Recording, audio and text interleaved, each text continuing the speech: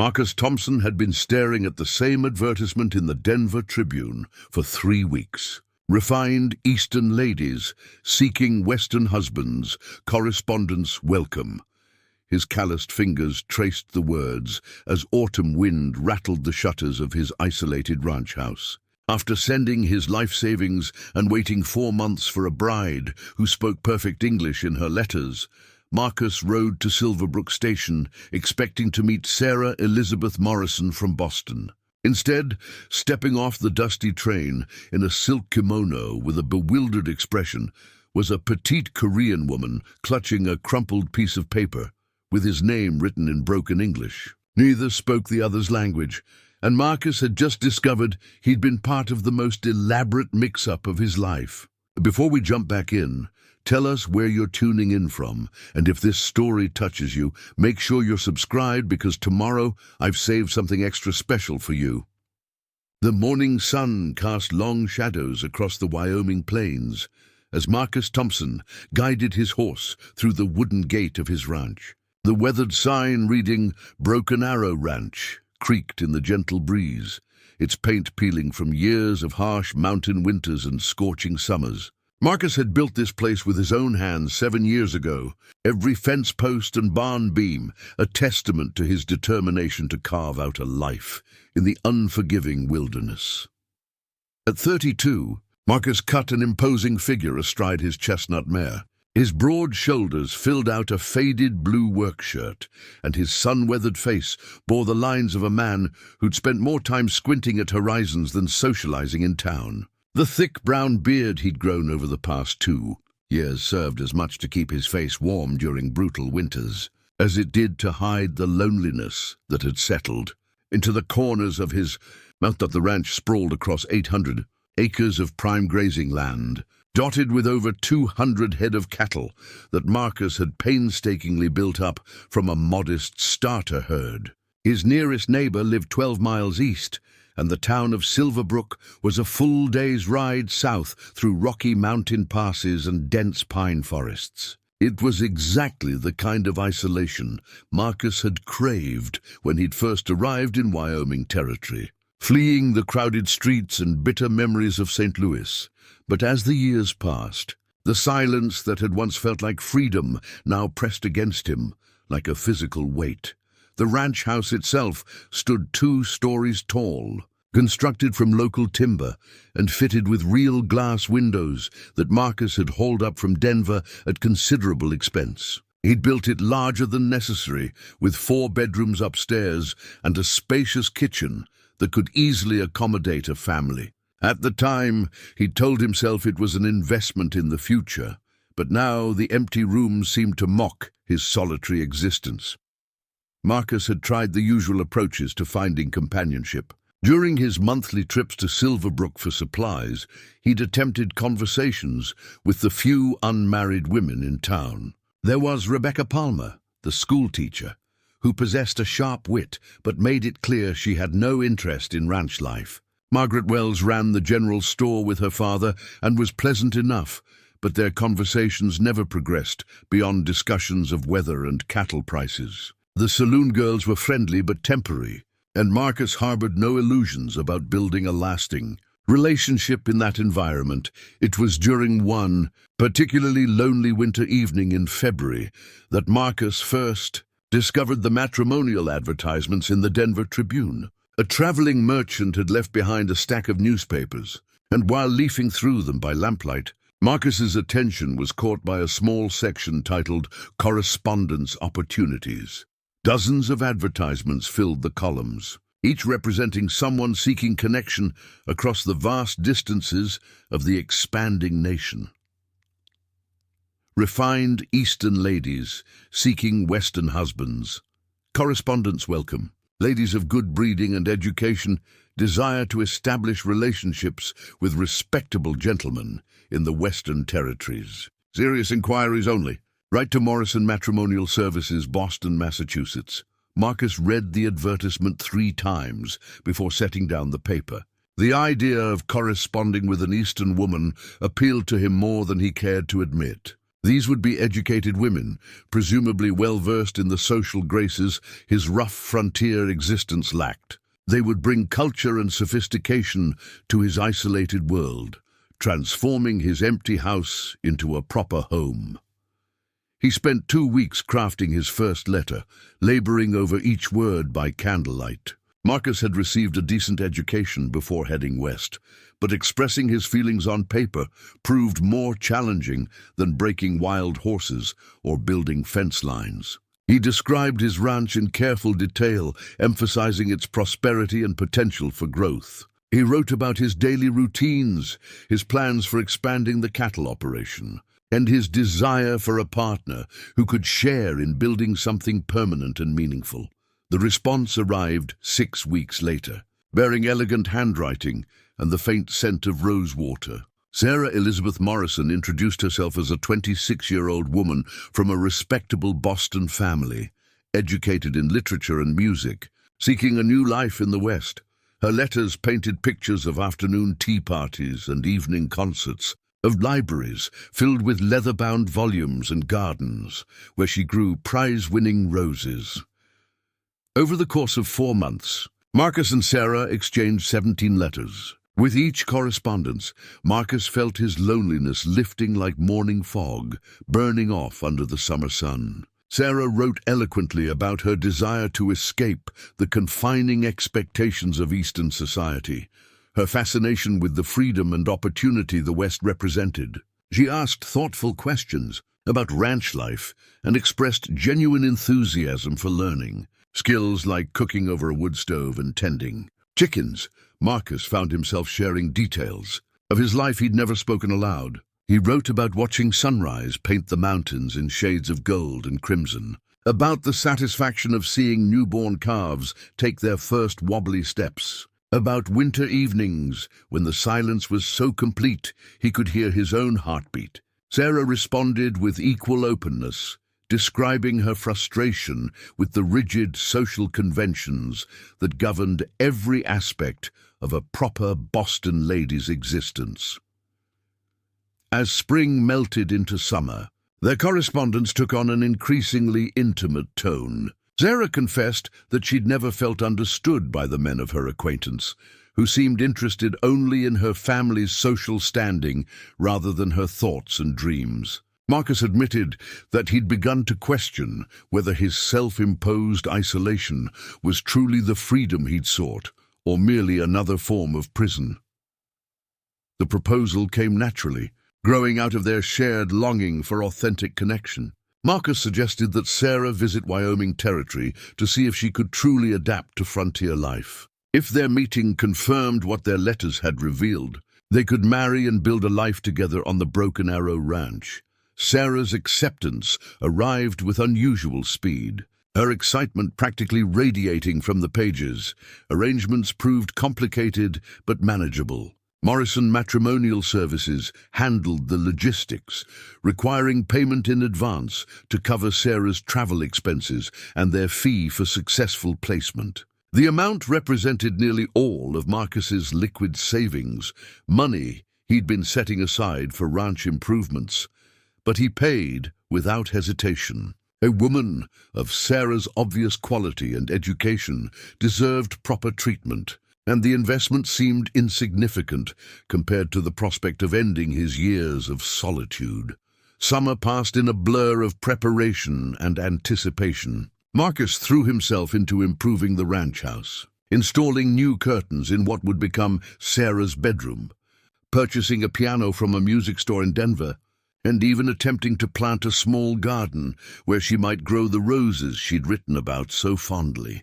He practiced conversations aloud while working, rehearsing how he would greet her at the train station and what they might discuss during the long ride back to the ranch. The cattle were moved to the far pastures to minimize the noise and dust around the house. Marcus hired 2 drifters to help with the heaviest ranch work, giving him more time to focus on domestic preparations. He ordered supplies from Denver that he'd never bothered with before: fine china, proper silverware, books that might interest an educated woman. The empty rooms of his house gradually filled with items meant to make Sarah feel welcome and comfortable. As October approached, Marcus found his excitement tinged with nervousness. What if Sarah found the reality of ranch life too harsh after the romanticism of their correspondence? What if he proved too rough and unsophisticated for a woman of her breeding? What if the chemistry they developed through letters failed to materialize in person? The telegram arrived on a crisp Tuesday morning, delivered by a rider from Silverbrook. Arriving October 15th, 2:30 train. Eager to begin our new life together. Your devoted Sarah. Marcus read the message so many times, the paper became soft and worn from handling. October 15th was exactly 1 week away. That final week passed with agonizing slowness. Marcus checked and rechecked every detail of his preparations, polished his boots until they gleamed, and practiced his greeting speech until even his horse seemed tired of hearing it. He shaved his beard down to a neat mustache, reasoning that Sarah might find his usual rough appearance intimidating. The mirror reflected a man he barely recognized. Nervous energy, replacing the calm confidence that usually characterized his demeanor. The morning of October 15th dawned clear and cold, with the first hint of winter sharp in the mountain air. Marcus saddled his horse before sunrise and began the long ride to Silverbrook, arriving at the station 2 hours early. The platform was nearly deserted, just a few locals waiting for mail delivery and supplies. Marcus paced the wooden planks, adjusting his hat and checking his pocket watch with increasing frequency. At exactly 2:30, the afternoon train rounded the bend with a blast of its whistle, black smoke billowing against the blue sky. Marcus positioned himself prominently on the platform, holding a sign with Sarah's name written in his careful block letters. His heart hammered against his ribs as the train shuddered to a stop and passengers began disembarking. A traveling salesman stepped down first, followed by an elderly couple and their grown son. A young mother with 2 small children needed help with their luggage, which Marcus provided while keeping one eye on the train doors. More passengers emerged, a banker from Denver, a circuit preacher, a group of miners heading to the new silver claims in the mountains. As the crowd thinned, Marcus began to worry that Sarah had missed her connection or changed her mind at the last moment. Then, just as the conductor was preparing to signal the engineer, a small figure appeared in the doorway of the last passenger car. The woman who stepped onto the platform bore no resemblance to the Sarah Elizabeth Morrison of Marcus's imagination. Instead of the tall, elegant Easterner he'd been expecting, this woman stood barely 5 feet in height, with straight black hair arranged in an elaborate style, secured with decorative combs. Her clothing was unlike anything Marcus had ever seen, a flowing robe of deep blue silk decorated with intricate patterns of cherry blossoms and golden cranes, worn over layers of lighter fabric that rustled softly as she moved. Most startling of all were her features, which were distinctly Asian rather than European. Her skin was porcelain smooth and pale, her dark eyes slightly upturned at the corners, her delicate features bearing no similarity to the mental image Marcus had constructed from Sarah's descriptions of herself. The woman caught sight of Marcus's sign and approached him with hesitant steps, her expression a mixture of hope and confusion. She spoke a single word that sounded like a question, but in a language Marcus didn't recognize. When he failed to respond, she reached into a small silk purse and withdrew a piece of paper, which she held out to him with a slight bow of her head. Preparing and narrating this story took us a lot of time, so if you are enjoying it, subscribe to our channel. It means a lot to us. Now back to the story. Marcus accepted the paper with trembling fingers. Written in the same elegant handwriting he'd come to know so well were the words, Mr. Marcus Thompson, Broken Arrow Ranch, Wyoming Territory. This is your bride, as arranged through our correspondence. May you find happiness together. Below this, in different handwriting, was a note in what appeared to be Korean characters, along with a single English word, husband. The train whistle blew its final warning, and the massive locomotive began to chuff forward, leaving Marcus standing on the platform beside a complete stranger who was apparently meant to be his wife. The Korean woman, for he was now certain of her nationality, having encountered Korean merchants during his younger days in San Francisco, watched him with dark eyes that seemed to hold both determination and barely concealed fear. Marcus looked from the woman to the paper and back again, his mind struggling to process what had clearly been an enormous mix-up. Somewhere in the complex arrangements between Wyoming Territory and Boston, his carefully planned correspondence with Sarah Elizabeth Morrison had gone catastrophically wrong, leaving him face to face with a woman whose name he didn't even know and with whom he couldn't exchange a single word. Marcus stared at the delicate woman before him, his mind reeling from the impossibility of the situation. The afternoon sun cast long shadows across the wooden platform as other passengers dispersed into the town, leaving them standing in an awkward tableau of mutual bewilderment. The Korean woman clutched a small leather traveling case in one hand and maintained her composure despite the obvious confusion written across her features. "Ma'am," Marcus began, then stopped himself. What was the point of speaking when she clearly couldn't understand him? He gestured toward himself and said slowly, "Marcus Thompson," pointing to his chest. Then he indicated her with a questioning expression, hoping she might offer her name in return. The woman's eyes lit with understanding. She placed her free hand over her heart and spoke carefully. "Kim Min-jung." The syllables were foreign to Marcus's ears, but he attempted to repeat them, earning a small smile that transformed her entire face. She nodded encouragingly and repeated her name more slowly, helping him approximate the correct pronunciation. Standing there on the platform, Marcus became acutely aware that dozens of curious eyes were watching from the storefronts and windows facing the train station. Silverbrook was a small town where everyone knew everyone else's business, and the sight of the local bachelor rancher meeting an exotic foreign woman in silk robes would fuel gossip for months. He needed to get Min-jung somewhere private, where they could attempt to sort out this extraordinary mix-up. Marcus pointed toward his horse and wagon, then gestured for Min-jung to follow him. She hesitated, glancing back at the train that was already disappearing around the mountain curve, carrying with it her only connection to familiar territory. When she turned back to Marcus, he saw a flash of steel beneath her uncertainty. Whatever circumstances had brought her to this remote platform, she was not a woman who surrendered easily to despair. The walk to his wagon provided Marcus with an opportunity to observe his unexpected companion more closely. Despite her small stature, Min-jung moved with graceful confidence, her silk garments flowing around her like water. The elaborate design of her clothing suggested wealth and status, making her presence in frontier Wyoming all the more mystifying. How had a woman of obvious refinement ended up on a cattle train bound for the wilderness? Min-jung examined the wagon with evident curiosity, running her fingers along the rough wooden sides and studying the practical harnesses with the attention of someone encountering entirely foreign technology. When Marcus offered his hand to help her climb onto the seat, she accepted gracefully, arranging her flowing robes with practiced ease, despite the unfamiliar seating arrangement.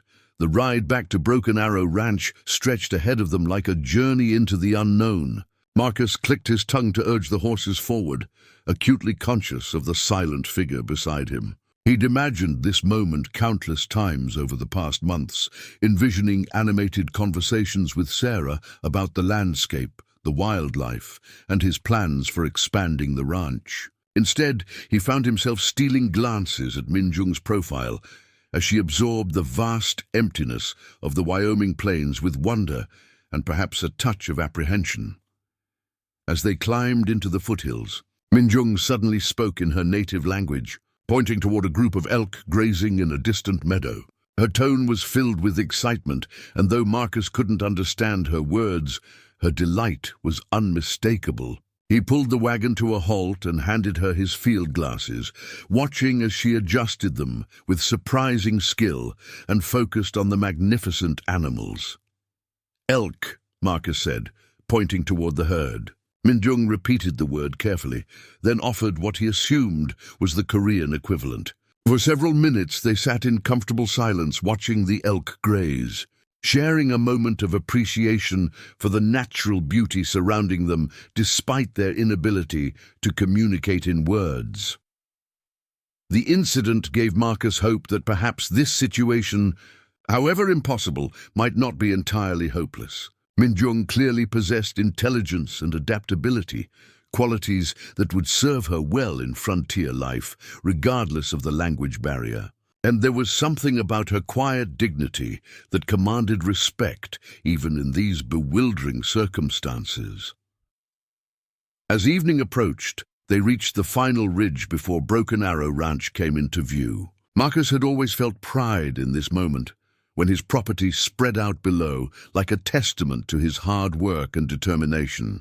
The house stood solid and welcoming, smoke rising from the chimney where he'd banked the morning fire. The barn and outbuildings formed a neat cluster, and his cattle dotted the near pastures like dark spots against the golden grass.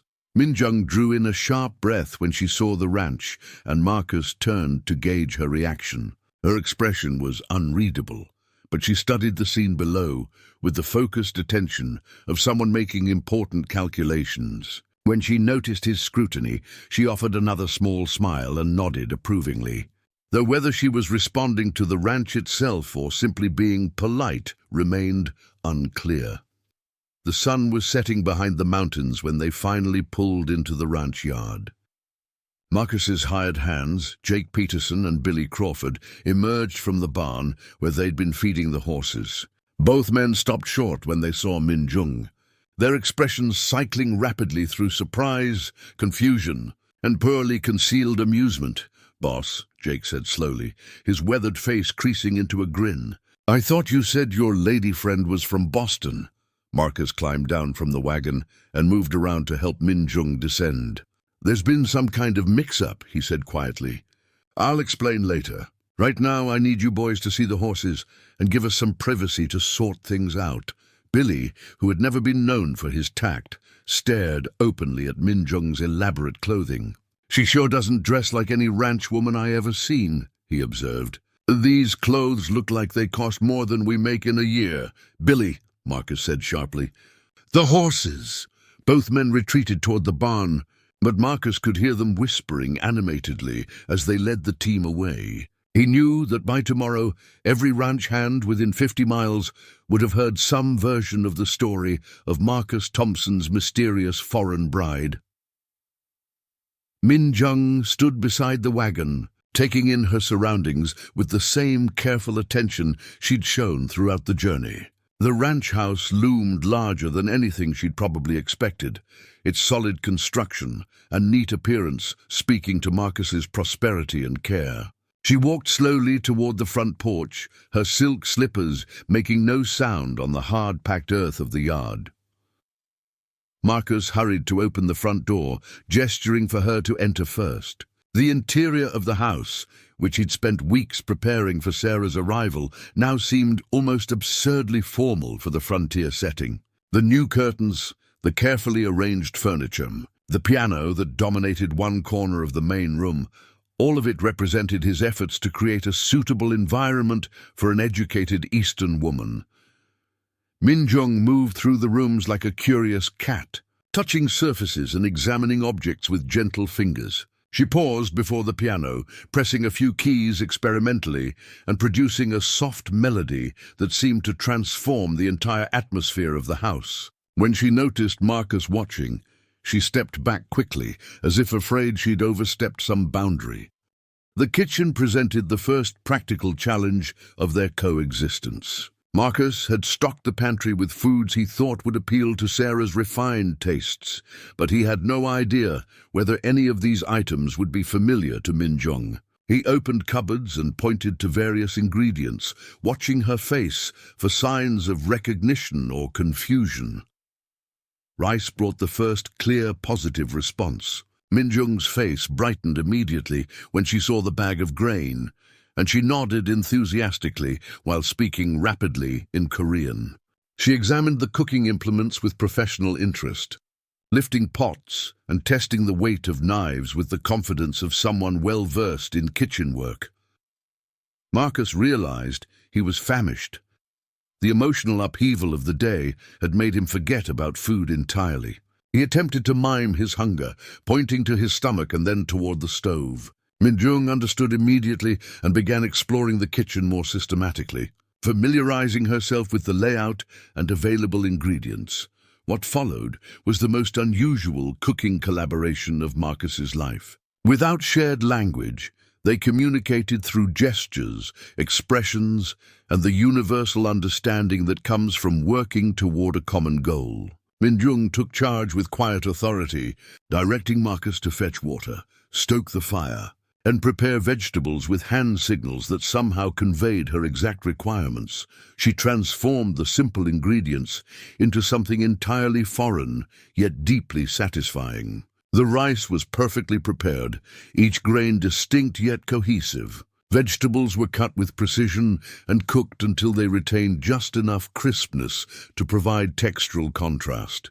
A sauce appeared, as if by magic, combining familiar ingredients in ways that produced flavors Marcus had never experienced. They ate by lamplight at the kitchen table, the silence between them comfortable rather than awkward. Minjung used chopsticks that she produced from somewhere within her robes, manipulating them with elegant efficiency, while Marcus struggled with his fork, trying to match her graceful eating style. Every few minutes she would catch his eye and smile, an expression that suggested shared amusement at the strangeness of their situation. After the meal, the practical realities of their predicament could no longer be ignored. Marcus led Minjung upstairs to show her the bedroom he'd prepared for Sarah, complete with fresh linens and wildflowers in a ceramic vase. The room was comfortable and private, with a window overlooking the front pasture where she could watch the sunrise. Minjung examined the space with approval, running her hand over the quilt and testing the firmness of the mattress. She opened the window to let in the cool evening air, breathing deeply of the clean mountain atmosphere. When she turned back to Marcus, her expression was serious, as if she were preparing to address the impossible situation they found themselves in. She spoke at length in Korean, her tone earnest and explanatory. Though Marcus couldn't understand the words, her gestures and expressions conveyed volumes. She pointed to herself, then to him, then made sweeping motions that seemed to encompass their entire situation. She touched the paper that had brought them together, then shook her head sadly, indicating that she, too, recognized the fundamental error that had occurred.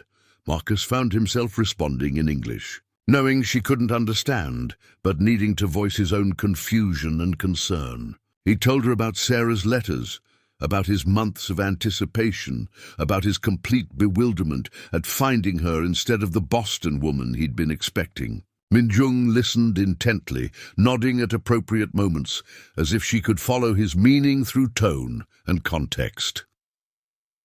As the conversation continued, Marcus began to piece together fragments of understanding. Minjung had obviously been expecting to meet someone as well.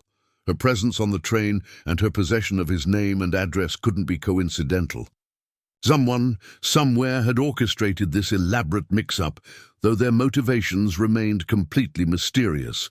The most pressing question was what to do next. Marcus couldn't simply put Minjung back on a train to wherever she'd come from, apart from the moral implications of abandoning a woman in a foreign land. He had no idea where that might be, or whether she had the resources to make such a journey.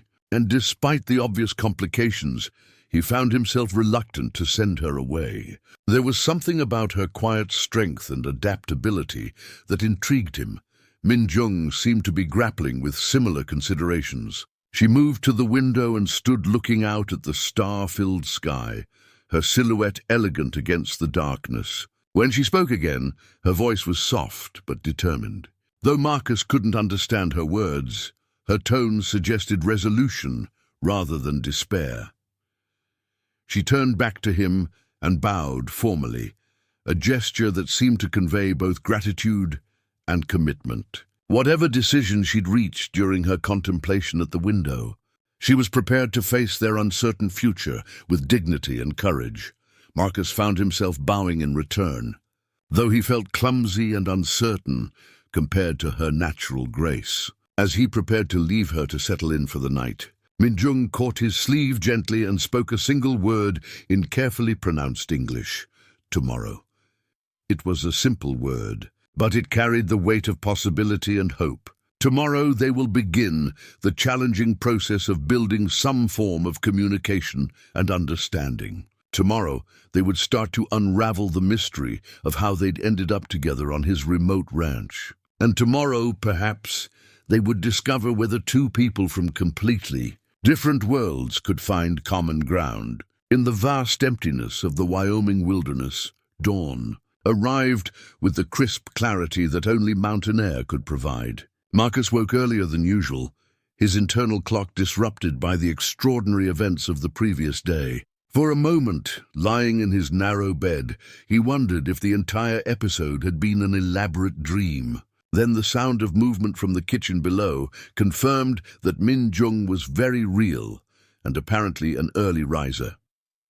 He dressed quickly and descended the stairs to find her standing at the stove, already preparing what appeared to be breakfast. She'd somehow managed to adapt her elaborate silk robes for practical work, tucking and pinning the flowing fabric in ways that allowed her to move freely around the kitchen. Steam rose from a pot of rice, and she was carefully tending to eggs in a skillet with the focused attention of a craftsperson.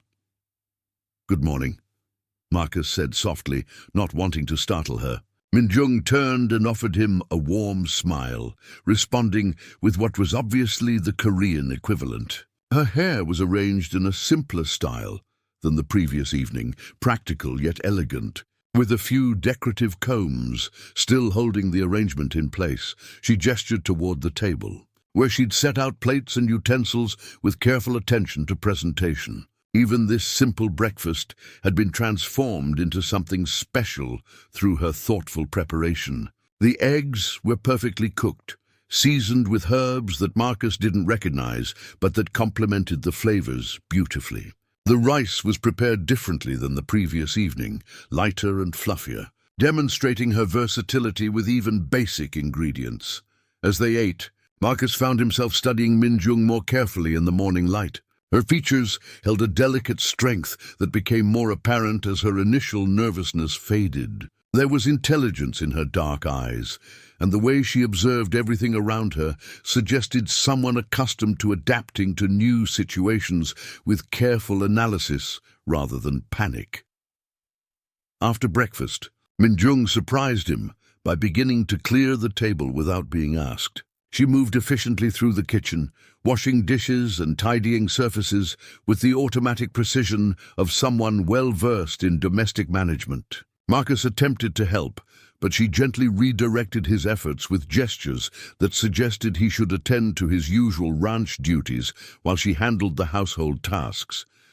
The arrangement felt oddly natural, despite the complete absence of any formal agreement between them. Minjung seemed to have appointed herself as temporary housekeeper, while Marcus prepared to resume his normal routine of cattle management and ranch maintenance. It was a practical division of labor that required no discussion or negotiation. Outside, Jake and Billy were waiting with barely concealed curiosity. They'd obviously spent the evening speculating about the situation and were eager for any information Marcus might be willing to share. Their attempts at casual conversation were transparent efforts to gather intelligence about his mysterious guest. "So, boss," Jake ventured as they saddled their horses, "your lady friend settling in all right?" "She sure can cook. The smell of that breakfast had us mighty envious over at the bunkhouse." Marcus tightened his horse's girth strap more forcefully than necessary. "Her name is Minjung, and the situation is complicated. I'd appreciate it if you boys could keep your speculations to yourselves for now." Billy, never one to let sleeping dogs lie, pressed further. "Is she planning to stay long? 'Cause if she is, might want to think about getting her some proper ranch clothes. Them silk get-ups ain't gonna last long around cattle and dust."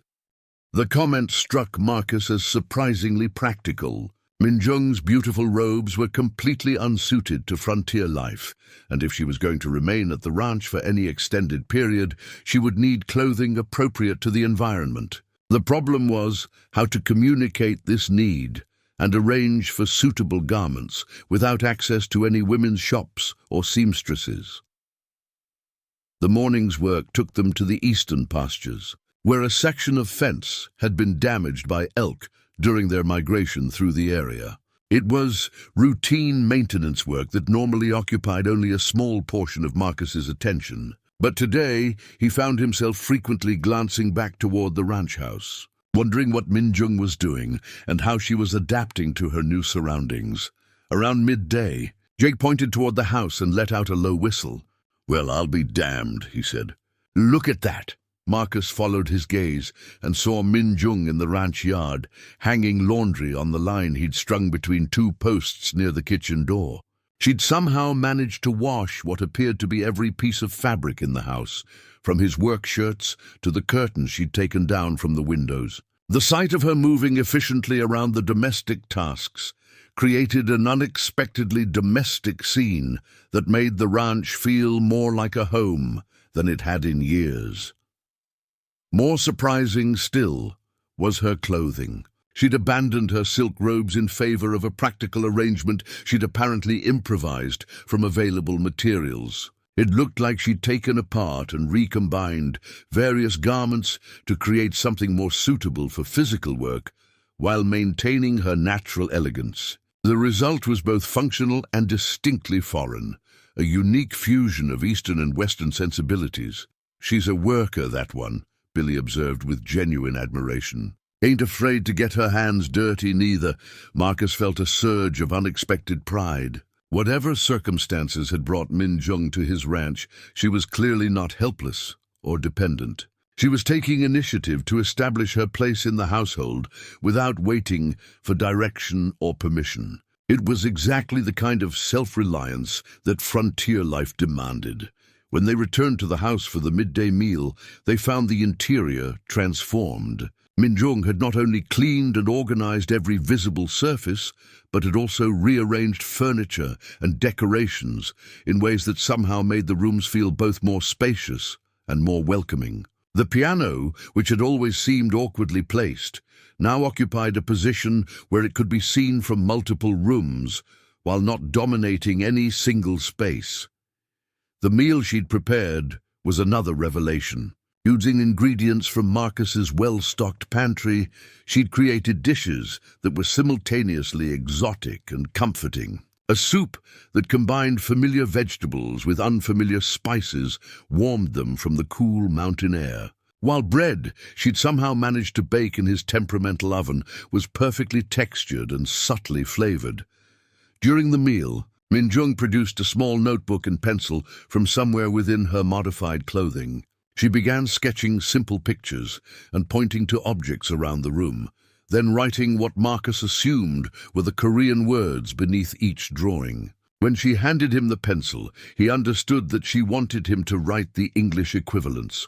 What followed was their first formal language lesson.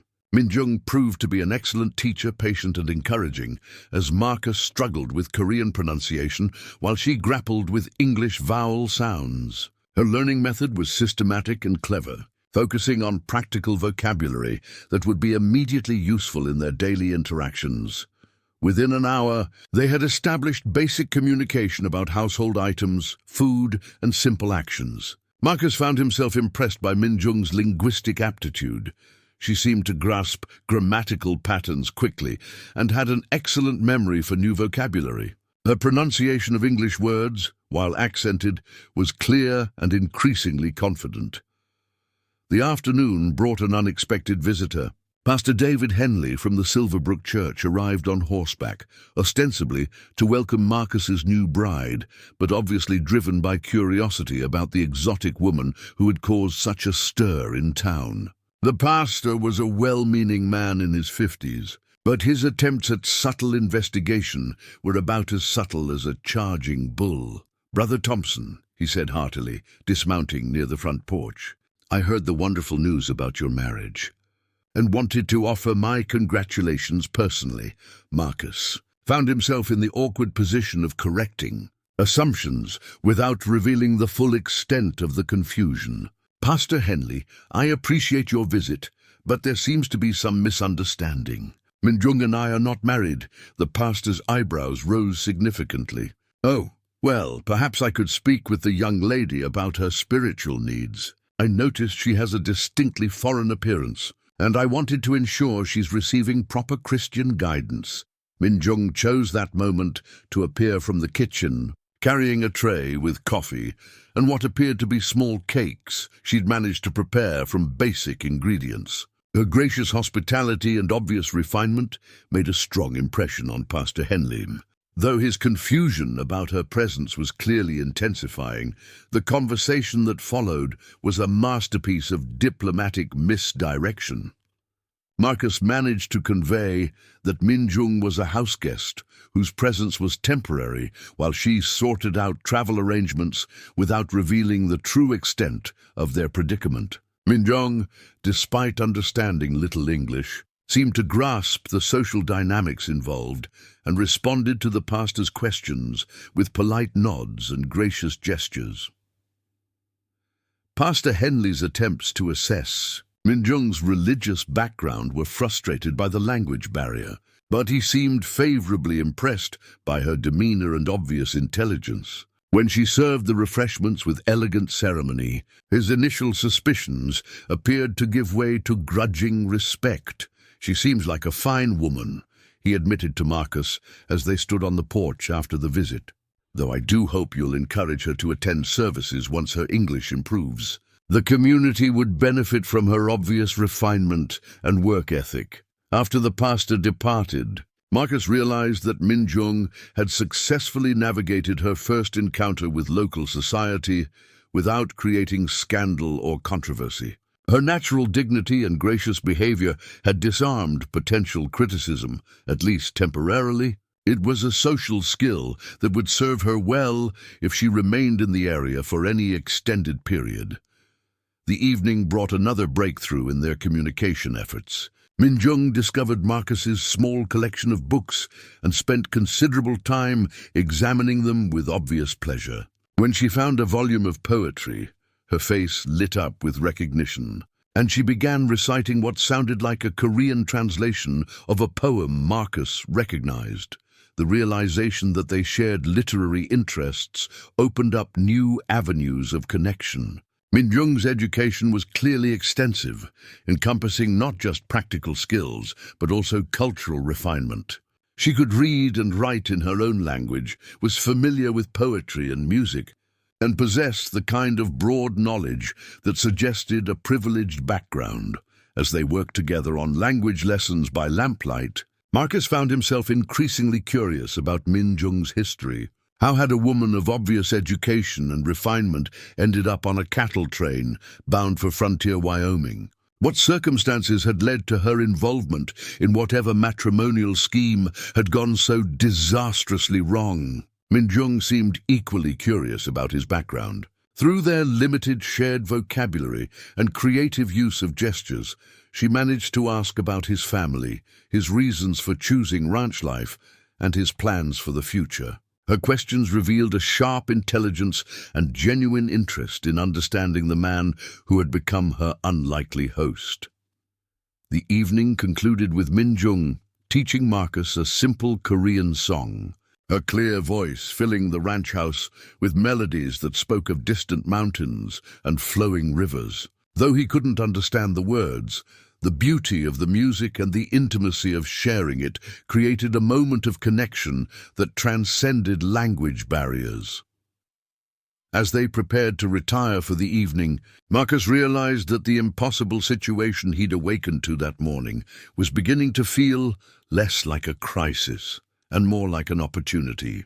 Minjung's presence had already transformed his isolated ranch house into something warmer and more welcoming than it had ever been during his years of solitude. The question remained, what would happen when the mystery of their situation was finally unraveled? Would Minjung return to whatever life she'd left behind, Or might she choose to remain in this unlikely place with a man she'd known for barely 2 days? The uncertainty was both terrifying and exhilarating, opening up possibilities that Marcus had never dared to imagine. The 4th day brought an unexpected complication that would test both Marcus and Min Jung's growing partnership. A fierce autumn storm rolled down from the mountains just after sunrise, bringing with it torrential rain and winds that howled through the ranch buildings like banshees. Marcus had experienced enough Wyoming weather to recognize the signs of a serious blow, one that could last for days and create dangerous conditions for both livestock and humans. Min Jung proved her mettle immediately when the crisis began. As Marcus struggled to secure loose equipment in the yard, she appeared beside him without being asked, her hair whipping in the wind as she helped wrestle a piece of roofing back into place. Her quick thinking and physical courage impressed Jake and Billy, who had initially doubted whether such a delicate-looking woman could handle frontier hardships.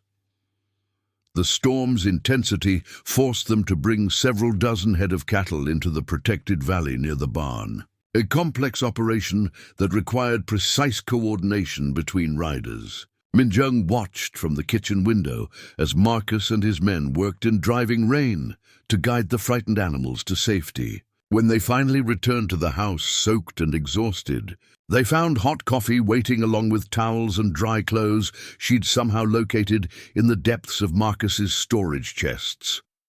But the real test came when Jake burst through the door near midday, his face grim with worry.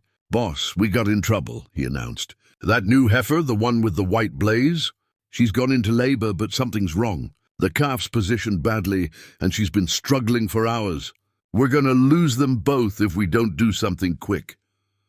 Marcus knew exactly which animal Jake meant, a valuable young cow he'd purchased specifically for breeding, representing a significant investment in the ranch's future. More importantly, he couldn't stand by and watch any animal suffer when there was a chance to help. The problem was that cattle birthing complications required skills he didn't possess, and the nearest veterinarian was 2 days' ride away under good conditions, impossible to reach in the current storm. Min Jung had been following the conversation with growing concern, picking up enough words to understand the emergency. When Marcus began gathering supplies for what would likely be a futile attempt to save the cow, she stepped forward and spoke rapidly in Korean, gesturing toward the barn with obvious urgency. "What's she trying to say?" Billy asked, water still dripping from his hat brim. Marcus looked at Min Jung's earnest face, seeing determination mixed with what appeared to be professional confidence. She mimed actions that suggested hands-on medical work, then pointed to herself and nodded firmly. The implication was clear. She believed she could help with the birthing crisis. "You know about cattle?" Marcus asked slowly, emphasizing each word. Min Jung responded with a flood of Korean, but her gestures painted a clear picture. She had experience with difficult births, though whether involving animals or humans remained unclear. What mattered was that she was offering assistance when they had no other options. The journey to the barn through the driving storm was treacherous. Min Jung had wrapped herself in one of Marcus's heavy coats, the garment almost swallowing her small frame, but she moved through the mud and rain with determined purpose. Inside the barn, the scene was distressing. The young cow lay on her side, obviously exhausted from hours of unsuccessful labor, while her distressed bellowing filled the air. What happened next would forever change how Marcus viewed his unexpected houseguest. Min Jung approached the suffering animal with calm authority, speaking softly in Korean while running her hands along the cow's swollen sides. Her touch was gentle but confident, and somehow her presence seemed to have a calming effect on the frightened heifer. She began issuing what were clearly instructions, gesturing for specific items while maintaining her soothing contact with the cow. Marcus found himself following her directions without question, fetching clean water, soft cloths, and rope for restraining the animal if necessary. Min Jung's expertise was unmistakable.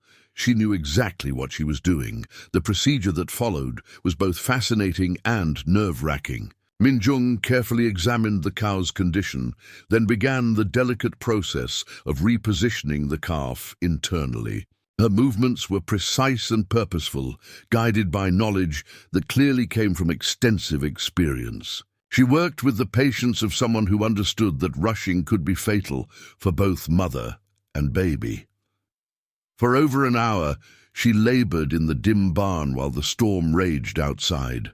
Marcus held the cow's head, speaking softly to keep the animal calm, while Min Jung performed what amounted to emergency surgery with nothing but her hands and intuitive understanding of anatomy. Jake and Billy watched in amazed silence, their earlier skepticism replaced by profound respect. When the calf finally emerged, alive and breathing, the relief in the barn was palpable. Min Jung sat back on her heels, exhausted but smiling, as the newborn began its first tentative attempts to stand. The mother cow, freed from her agony, immediately began the instinctive process of cleaning and nurturing her offspring. "I'll be damned," Jake whispered. "She saved them both." Marcus stared at Min Jung with new understanding. This was no pampered lady unused to hard work. She was someone with genuine medical skills and the courage to use them under pressure. Her gentle demeanor concealed a core of steel that could rise to meet any challenge. Back at the house, as they cleaned up from the ordeal, Marcus attempted to express his gratitude and amazement. Min Jung seemed almost embarrassed by his praise, deflecting it with modest gestures that suggested such emergencies were nothing unusual in her experience. Through their growing shared vocabulary, she managed to convey that she had assisted with many difficult births, and though the specific circumstances remained frustratingly unclear, the storm continued through the night and into the following day, trapping them all indoors and creating an enforced intimacy that accelerated their growing friendship. Min Jung took charge of meal preparation for all 4 men, somehow stretching their supplies to create substantial, satisfying food despite the limitations of the storm-bound kitchen. During the long evening hours, she entertained them with what appeared to be traditional Korean storytelling. Though none of them could understand her words, her expressive gestures and dramatic vocal inflections painted vivid pictures that held them spellbound. She acted out tales that seemed to involve heroes and villains, magical creatures and epic journeys across dangerous landscapes. In return, Marcus found himself sharing stories of his own past, describing his childhood in Missouri, his decision to head west, and the challenges of building the ranch from nothing. Min Jung listened intently, asking questions in their mixture of languages that showed her genuine interest in understanding his background and motivations. It was during one of these conversations that Marcus made a startling discovery. While discussing his correspondence with the mysterious Sarah Elizabeth Morrison, he showed Min Jung the letters he'd received.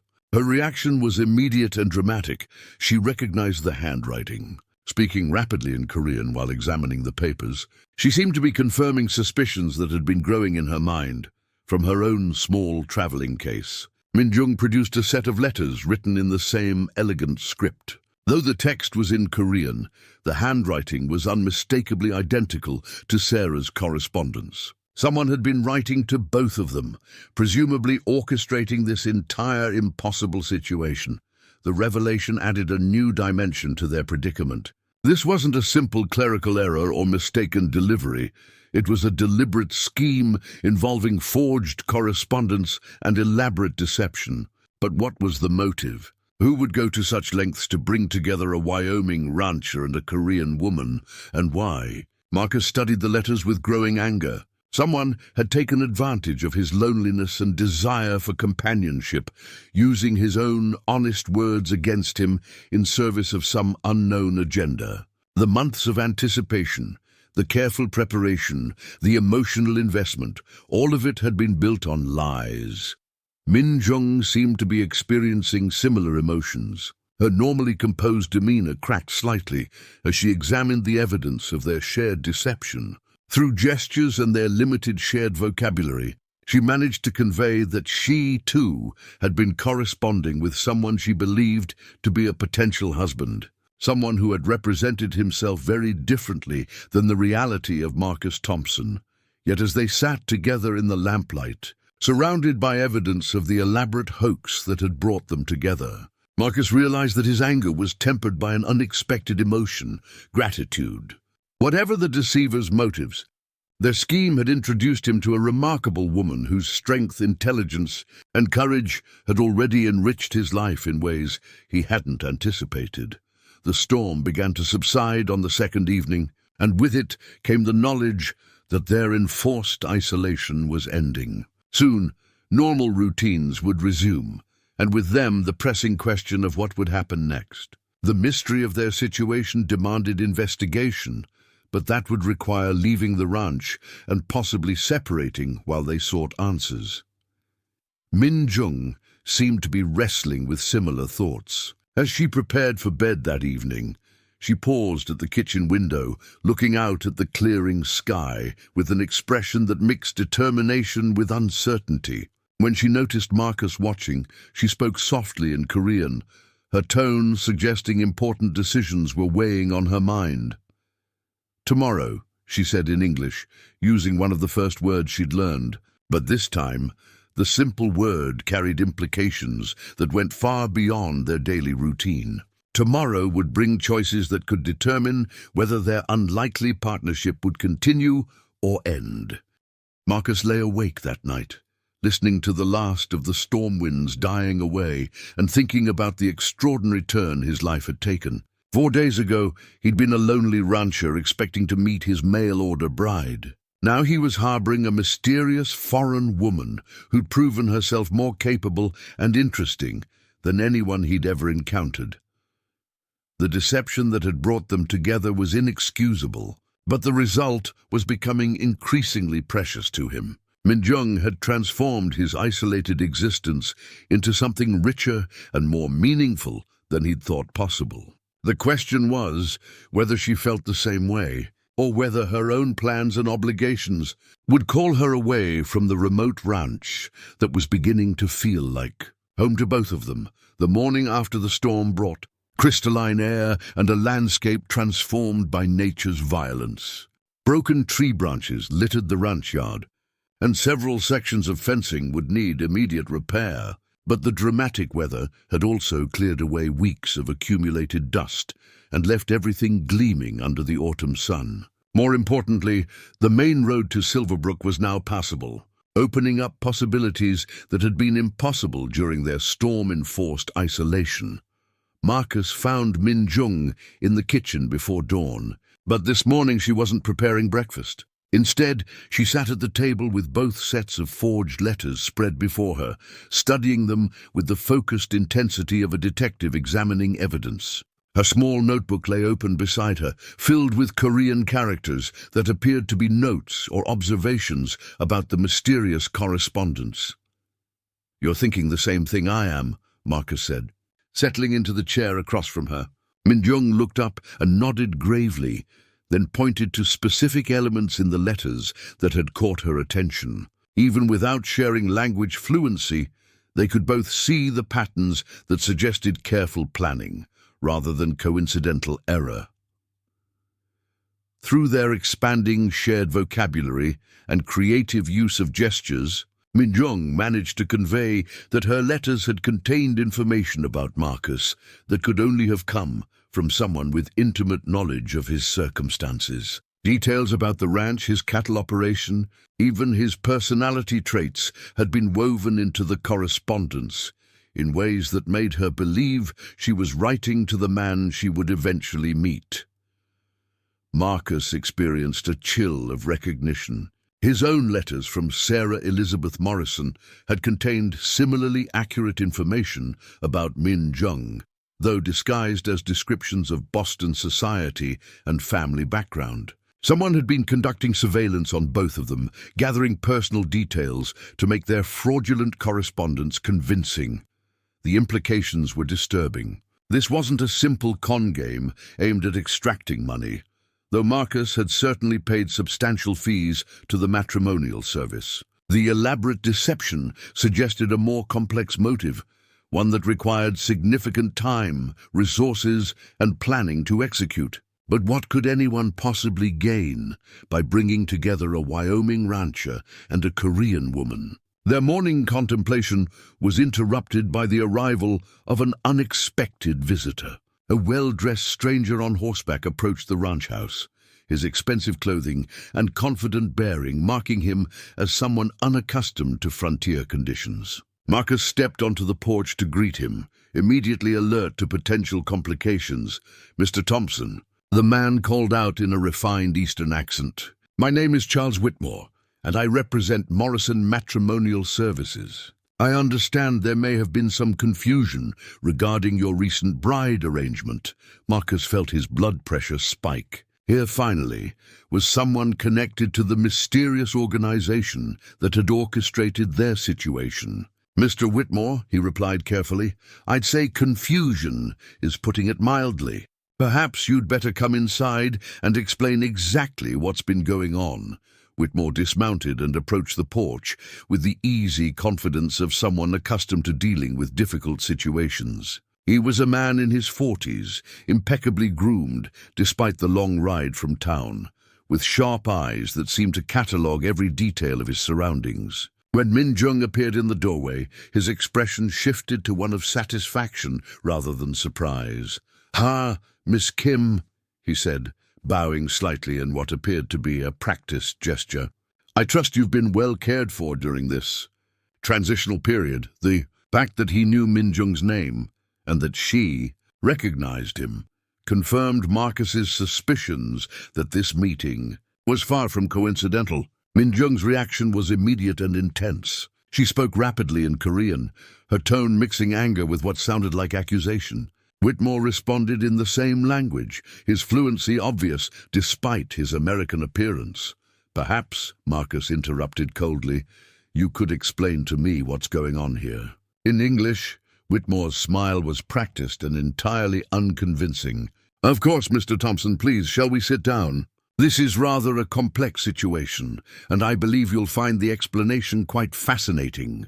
They gathered in Marcus's front room, the tension thick enough to cut with a knife. Min Jung positioned herself where she could watch both men, her posture alert and defensive. Whitmore arranged himself in the most comfortable chair, as if he owned the place. His confidence either genuine or remarkably well acted. "The truth is," Whitmore began, "Morrison Matrimonial Services operate somewhat differently than our advertising suggests. We don't simply facilitate correspondence between strangers. We conduct extensive research to identify individuals whose compatibility extends far beyond surface preferences." Marcus felt his anger building. "You mean you spy on people and then manipulate them into relationships based on lies?" "I prefer to think of it as advanced matchmaking," Whitmore replied smoothly. "Consider your situation objectively, Mr. Thompson. You specified that you wanted an educated, refined woman capable of adapting to frontier life. Miss Kim possesses doctoral-level training in veterinary medicine from Seoul National University, speaks 4 languages, and demonstrated remarkable resilience in leaving her homeland to pursue new opportunities. Would you have corresponded with her if we'd been honest about her background?" The revelation hit Marcus like a physical blow. Min Jung was a trained veterinarian. That explained her extraordinary skill during the cattle emergency. But it also raised dozens of new questions about her background and motivations. He turned to look at her, seeing her nod slowly in confirmation of Whitmore's claims. "And what about Sarah Elizabeth Morrison?" Marcus demanded. "Was she real at all?" Whitmore's expression became slightly uncomfortable.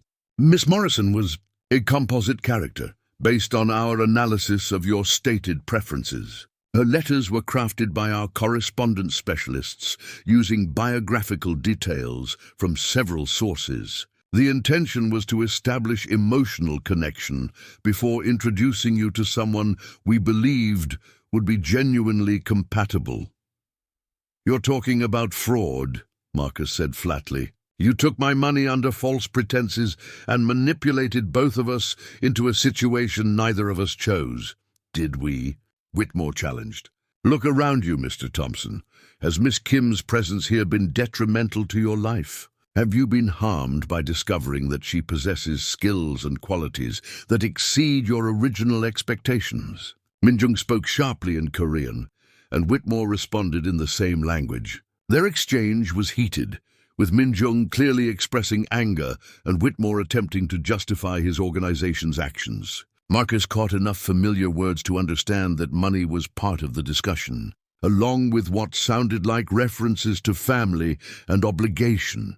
"She's asking about her payment," Whitmore explained when the Korean conversation paused. "Miss Kim entered into our arrangement because she needed funds to establish a veterinary practice in America.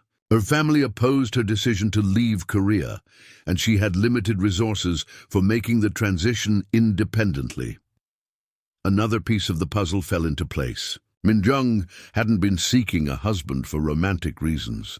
She'd been trying to escape circumstances that restricted her professional ambitions. The matrimonial service had offered her a practical solution to financial and immigration challenges, even if the specific details had been misrepresented. "So neither of us got what we were promised," Marcus said slowly. "I thought I was getting a Boston socialite, and she thought she was getting—" "What exactly?"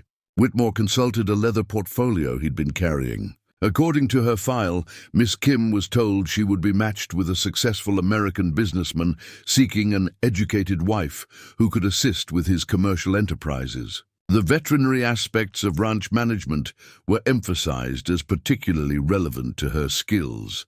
Marcus felt a mixture of anger and grudging admiration for the scheme's sophistication. Whitmore's organization had identified genuine compatibility factors while disguising them within deceptive packaging. They'd brought together two people who might never have found each other through conventional means, but they'd done it through elaborate fraud. "What happens now?" he asked. "Do you expect us to just accept this manipulation and proceed with whatever arrangement you originally had in mind?" "That," Whitmore said, "depends entirely on what you and Miss Kim decide. Our contract with both of you has been fulfilled. We've facilitated an introduction between compatible individuals. Whether that introduction develops into a permanent relationship is entirely your choice." Min Jung spoke again in Korean, her tone suggesting she was asking important questions about her legal and financial status. Whitmore's responses seemed designed to reassure her, but Marcus noticed that she didn't appear entirely satisfied with his explanations. "There's something else," Marcus realized.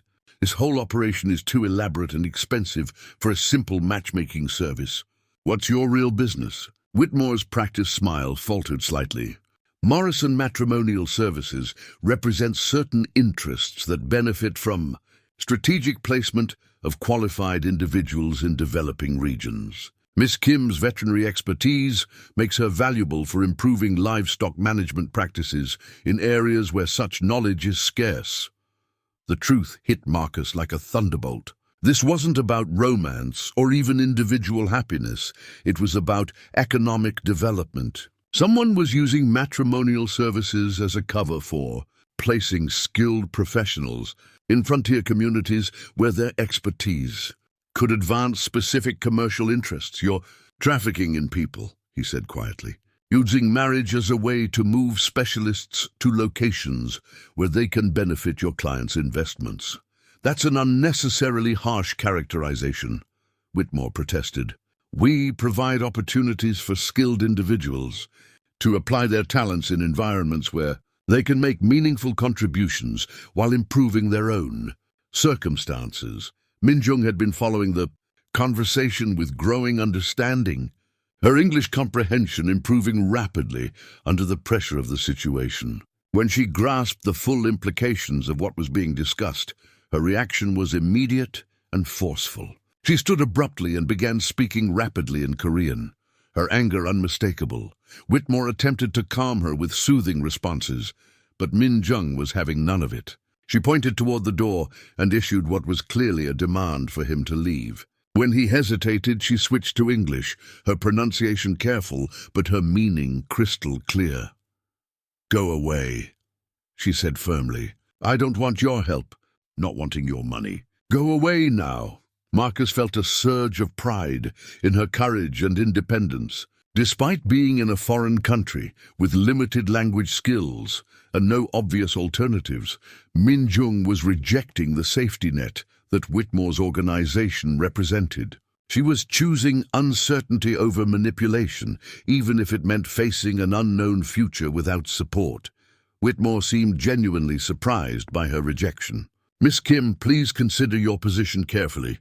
Without our assistance, your options in this country are quite limited. Your visa status, your professional credentials, your financial resources, all of these depend on arrangements we've made on your behalf." "She said no," Marcus interrupted, standing beside Min Jung in a gesture of solidarity.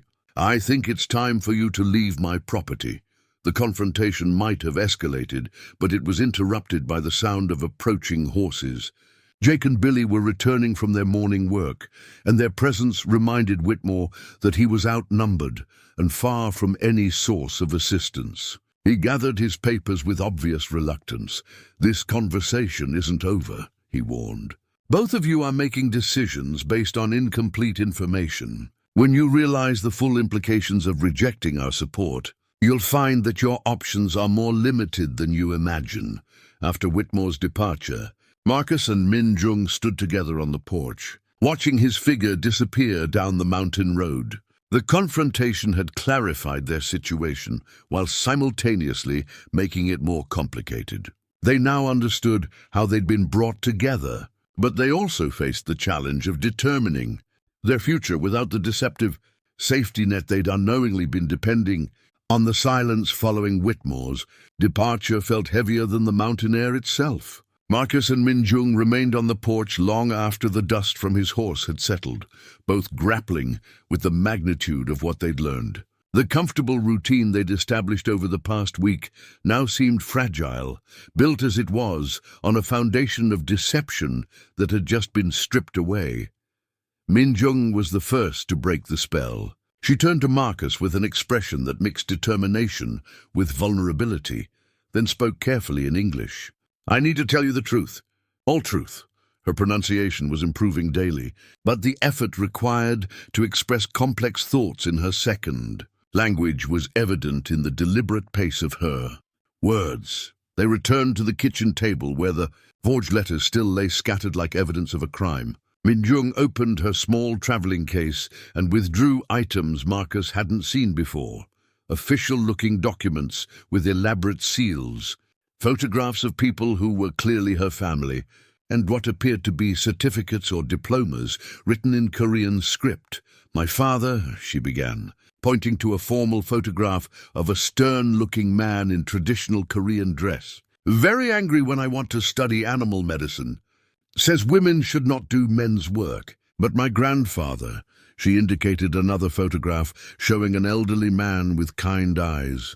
"He helped me go to university in secret."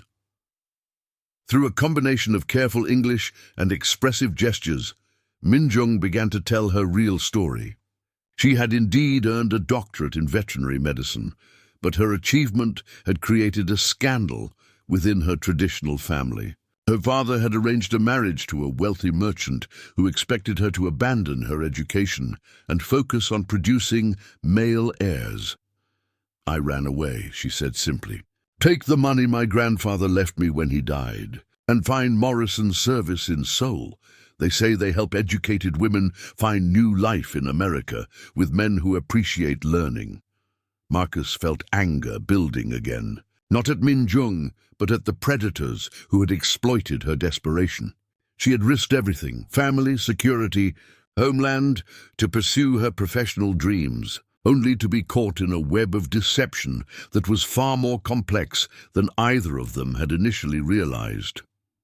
"The letters they show me," Min Jung continued, producing a set of documents written in Korean, "say you are an American businessman who needs a veterinarian partner for a big cattle operation. Say you want a wife who can work beside you, not stay in the house all day."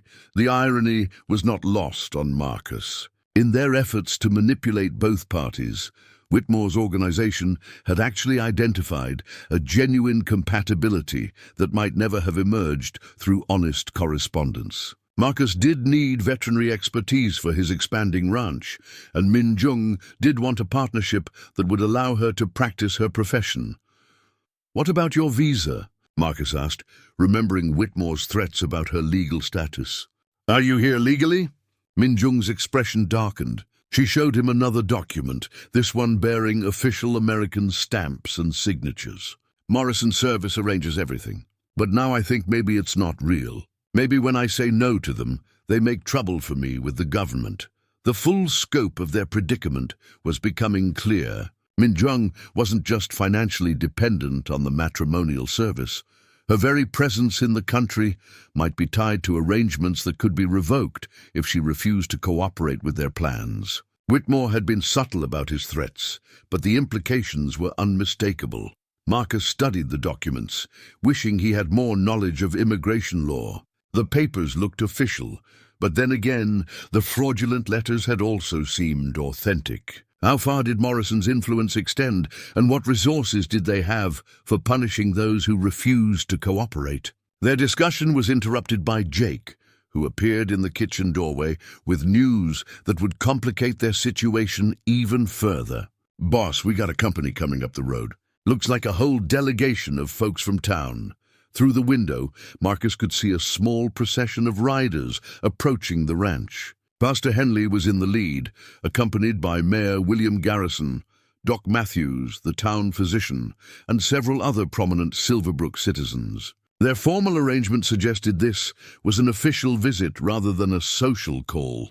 "Damn," Marcus muttered. "Whitmore must have stopped in town and stirred up trouble." The delegation arrived with all the ceremony of a government inspection. Mayor Garrison, a portly man who took his civic duties very seriously, dismounted and approached the porch with an expression of grave concern. Pastor Henley and Doc Matthews flanked him like advisors to a judge. "Marcus," the mayor began formally, "we've had some disturbing reports about your household arrangements. We need to discuss the situation regarding your guest." Marcus felt his jaw tighten. "What kind of reports, Bill? And from whom?" "A gentleman named Whitmore stopped by the mayor's office this morning," Pastor Henley interjected. "He expressed concerns about the welfare of a foreign woman who might be in a compromised position." The hypocrisy was breathtaking.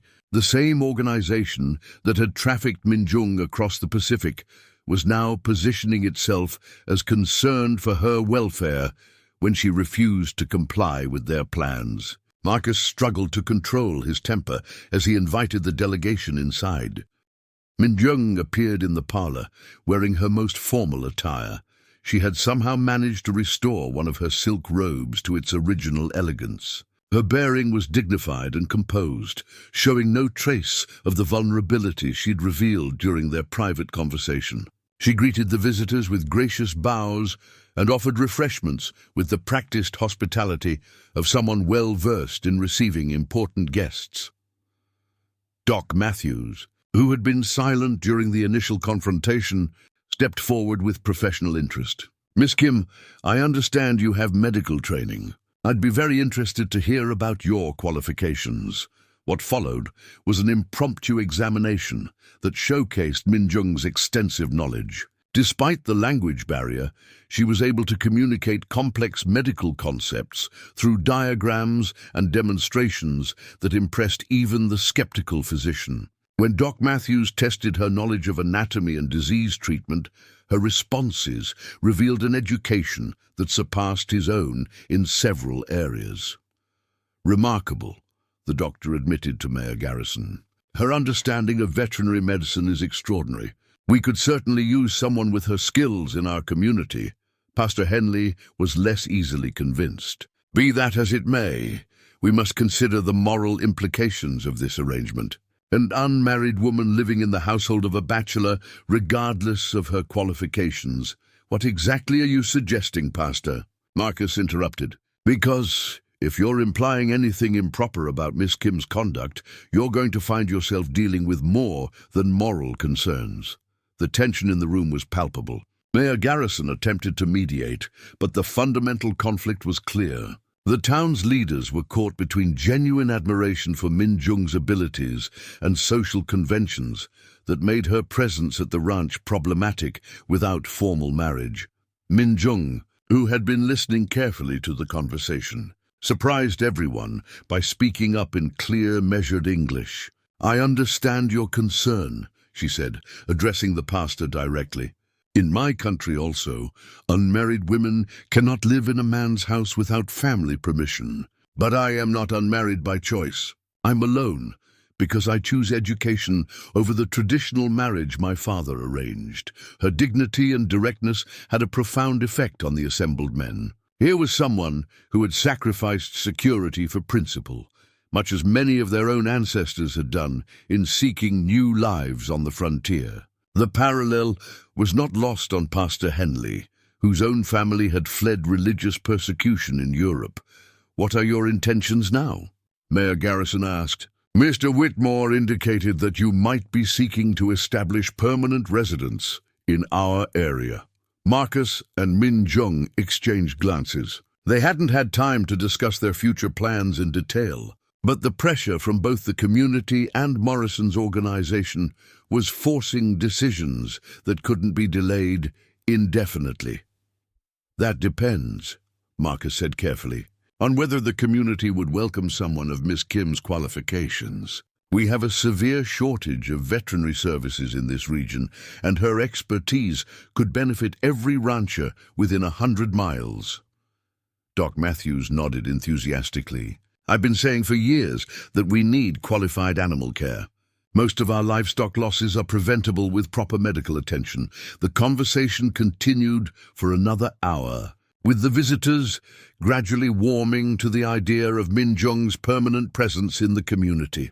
Her combination of professional skills and personal dignity was winning over even the most conservative members of the delegation. By the time they prepared to leave, the tone had shifted from suspicion to cautious welcome.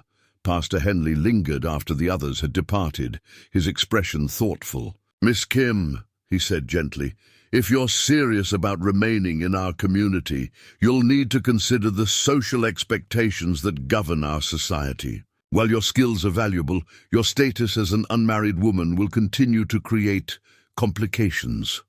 "What do you suggest?" Marcus asked, though he suspected he already knew the answer. "Marriage," the pastor said simply. "It would resolve the social concerns while providing Miss Kim with legal protection and community standing. Given your obvious mutual respect and the practical benefits of partnership," he left the sentence hanging, but his meaning was clear. Marriage would solve multiple problems simultaneously: Min Jung's precarious legal status, the community's moral concerns, and the practical need for her veterinary services on Marcus's ranch.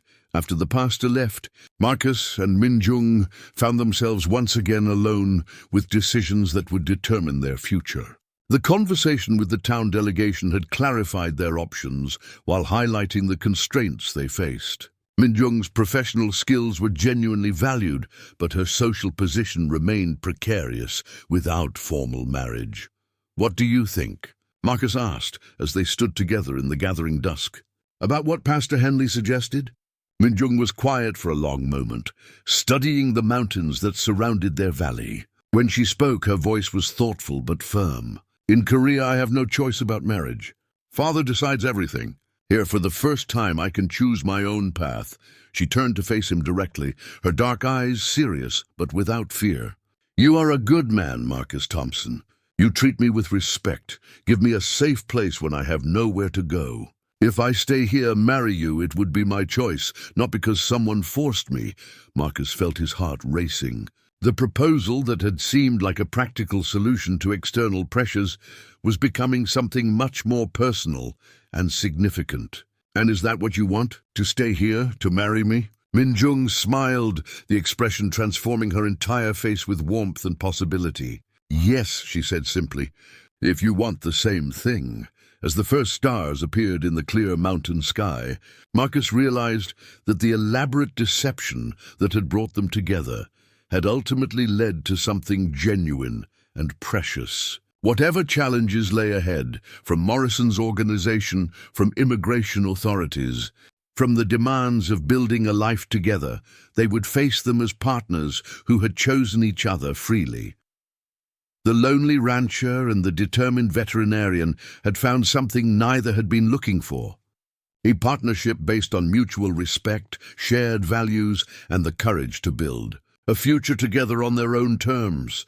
The days following their mutual agreement brought a whirlwind of activity that transformed the ranch from a bachelor's retreat into the foundation of a genuine partnership. Minjung threw herself into establishing a proper veterinary practice with the same determination she'd shown in adapting to frontier life. Marcus, meanwhile, found himself learning aspects of animal husbandry he'd never considered, as Minjung's expertise revealed dozens of ways to improve his cattle operation. Their first joint project involved converting one of the unused ranch buildings into a proper medical facility for treating livestock. Minjung sketched detailed plans for examining tables, medicine storage, and surgical areas, while Marcus handled the construction work. The collaboration revealed how naturally their different skills complemented each other, her scientific knowledge providing direction for his practical building abilities. Word of Minjung's qualifications spread rapidly through the ranching community. Within a week of the town delegation's visit, Marcus found himself hosting neighbors who'd ridden considerable distances to consult with the mysterious Korean veterinarian. Sarah Peterson brought a horse with persistent lameness that local remedies hadn't helped. Tom Bradley arrived with questions about a respiratory illness affecting his sheep. Even crusty old Magnus Olsen, who'd been ranching for 30 years and trusted no one's opinion but his own, showed up with a prized breeding bull that had been refusing to eat. Minjung approached each case with systematic thoroughness that impressed even the most skeptical ranchers. She examined animals with gentle hands and keen eyes, asking questions through Marcus's translation that revealed problems the owners hadn't even noticed. Her treatments were precise and effective, combining traditional Korean herbal remedies with modern medical techniques in ways that produced remarkable results. The success of these early cases established Minjung's reputation far more effectively than any formal credentials could have done. Frontier communities valued practical results over academic degrees, and Minjung's ability to heal sick animals spoke louder than any diploma. By the end of the first week, she was fielding more requests for veterinary services than she could handle while maintaining her household responsibilities.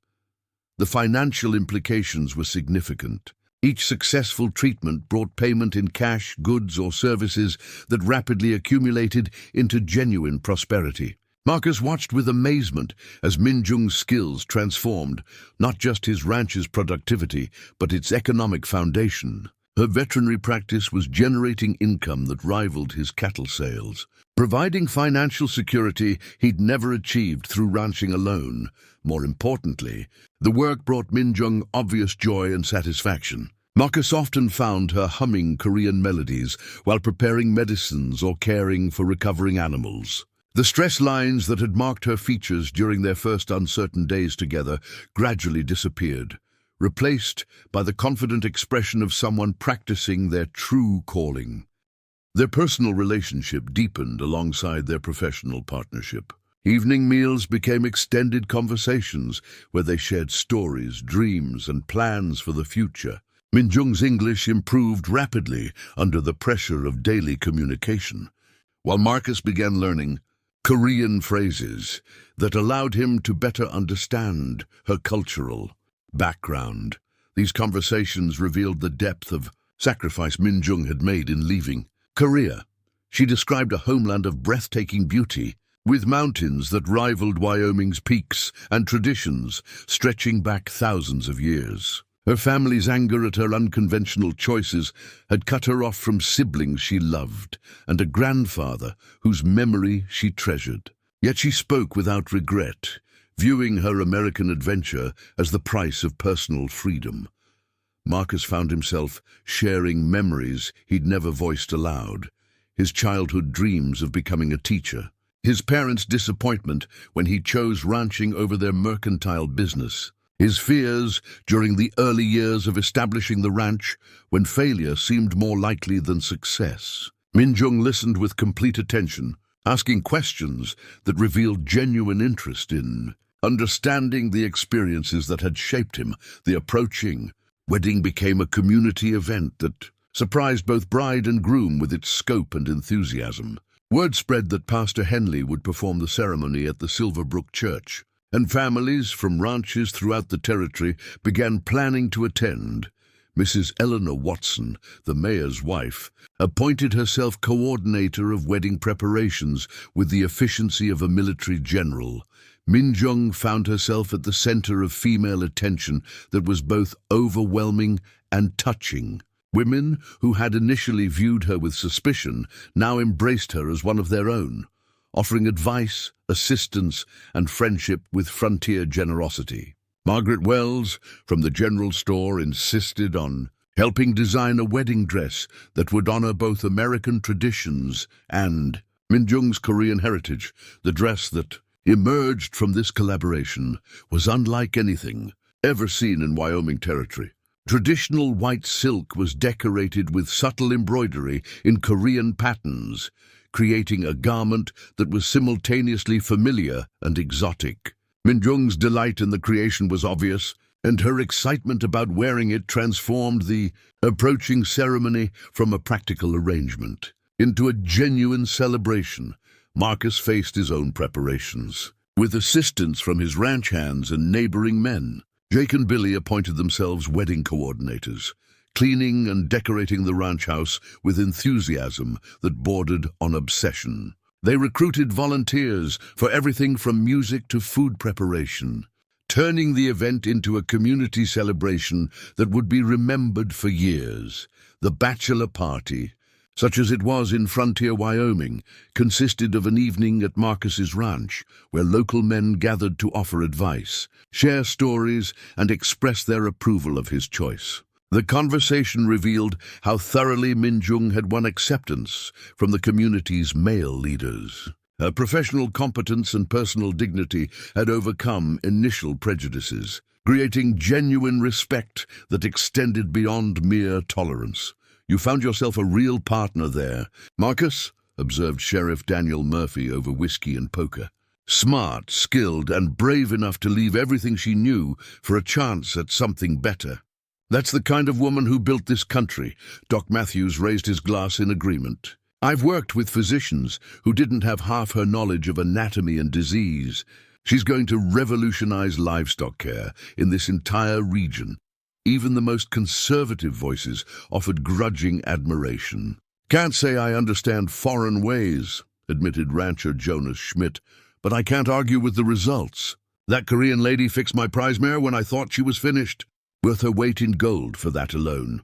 The evening before the wedding brought an unexpected visitor that reminded Marcus and Minjung that their past complications weren't entirely resolved. Charles Whitmore appeared at the ranch just as the sun was setting, this time accompanied by two men whose appearance suggested enforcement rather than negotiation.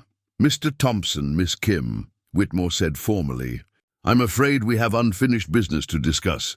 Marcus stepped onto the porch with Jake and Billy flanking him, their hands resting casually on their gun belts. The frontier had its own rules about uninvited visitors who arrived with threatening companions. "I thought we made our position clear, Whitmore. Miss Kim isn't interested in your services." "Unfortunately," Whitmore replied, "Miss Kim's immigration status depends on arrangements that can't be dissolved simply because she's changed her mind. Her visa was issued based on specific employment commitments that she's now attempting to abandon." Minjung appeared in the doorway, her bearing calm despite the obvious threat. She'd changed into one of her formal Korean robes for the confrontation, presenting herself with all the dignity of her heritage. When she spoke, her English was clear and confident. "My visa says I come to America for marriage to an American citizen," she said firmly. "Tomorrow I marry an American citizen. Visa requirements fulfilled." Whitmore's confidence faltered slightly. He'd obviously expected to find Min Jung in a more vulnerable position, dependent on his organization for legal protection.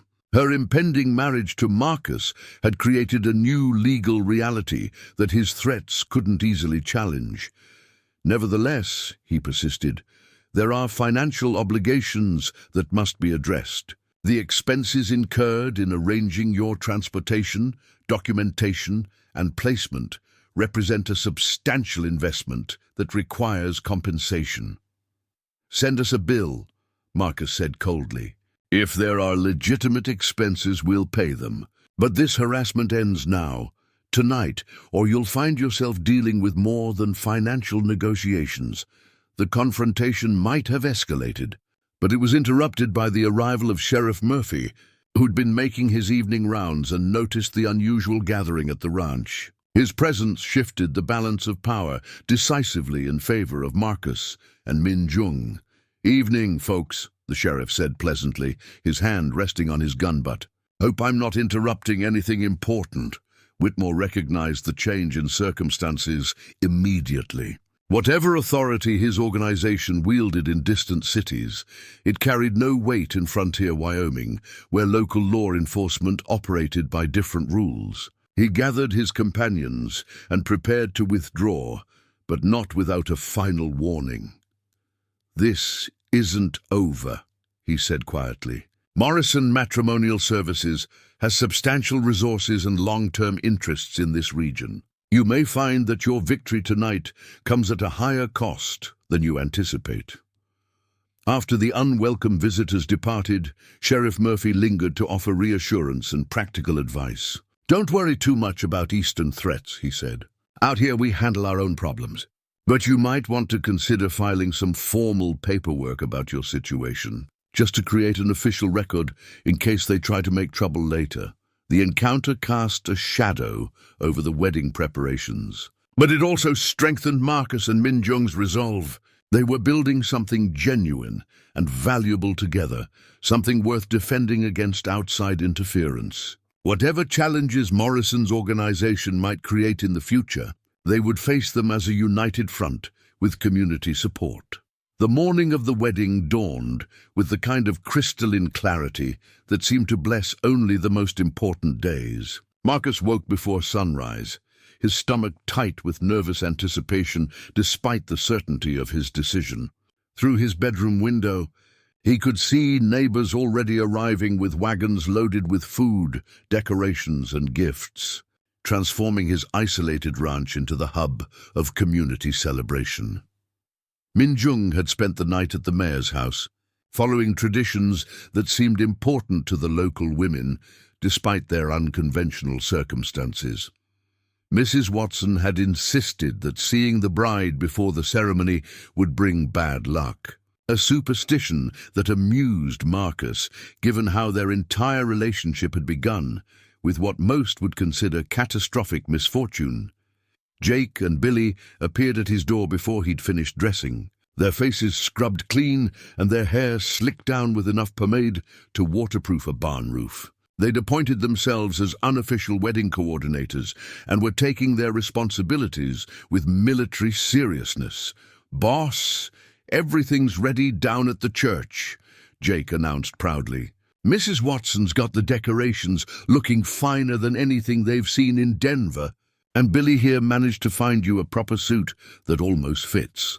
The suit in question was a borrowed formal outfit that had belonged to Mayor Garrison's late father, carefully altered by the town's seamstress to accommodate Marcus's broader shoulders. When he examined himself in the mirror, Marcus hardly recognized the refined gentleman staring back at him.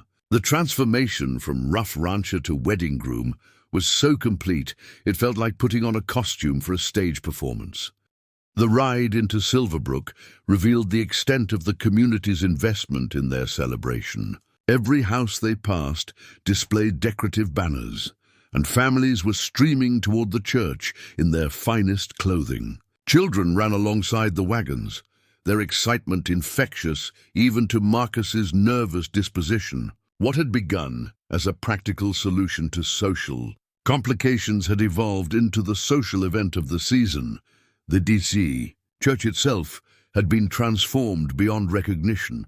Mrs. Watson and her committee of volunteers had decorated every surface with autumn flowers, creating an atmosphere that somehow captured both the rustic charm of frontier Wyoming and the elegance that Min Jung's sophisticated background deserved. Candles flickered in the windows, and someone had managed to procure yards of white silk that draped gracefully from the ceiling beams.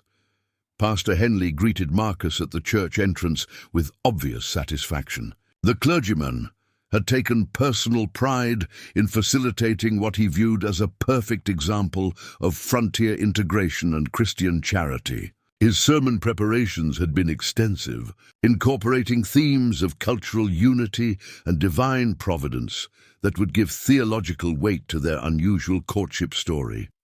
"Marcus, my boy," the pastor said warmly, "I've performed hundreds of weddings in my career, but I don't think I've ever been more confident that a couple was meant for each other. The way you and Miss Kim have adapted to circumstances that would have defeated lesser people speaks to character. That will serve you well in marriage." The church filled rapidly with faces, both familiar and surprising. Marcus recognized neighboring ranchers who'd ridden for days to attend. But there were also strangers who'd apparently traveled considerable distances simply to witness the wedding of the Korean veterinarian and the Wyoming rancher. Their story had spread throughout the territory, becoming a symbol of frontier opportunity and acceptance that resonated far beyond their local community. Doc Matthews served as best man, a choice that honored both his early support for Min Jung and his professional appreciation of her skills. Sheriff Murphy and Mayor Garrison flanked the altar like honored guards, their presence a statement of official community endorsement. Even the most conservative residents who'd initially questioned the arrangement were present, their attendance a testament to how thoroughly Min Jung had won. Acceptance through competence and character. The moment Marcus had been anticipating and dreading arrived when the church doors opened to reveal Min Jung in her extraordinary wedding dress. The collaborative creation of American and Korean seamstresses was breathtaking in its unique beauty, combining traditional white silk with subtle Eastern embroidery that caught the candlelight like captured starlight. But it was Min Jung herself who transformed the already stunning garment into something transcendent. She moved down the aisle with graceful confidence, her bearing reflecting both the dignity of her Korean heritage and the strength she'd developed during her American adventures. Mrs. Watson walked beside her as a surrogate mother figure, beaming with pride at the young woman who'd become like a daughter to the entire community. The sight of them together, the frontier matron and the exotic bride, perfectly symbolized the cultural integration that their wedding represented.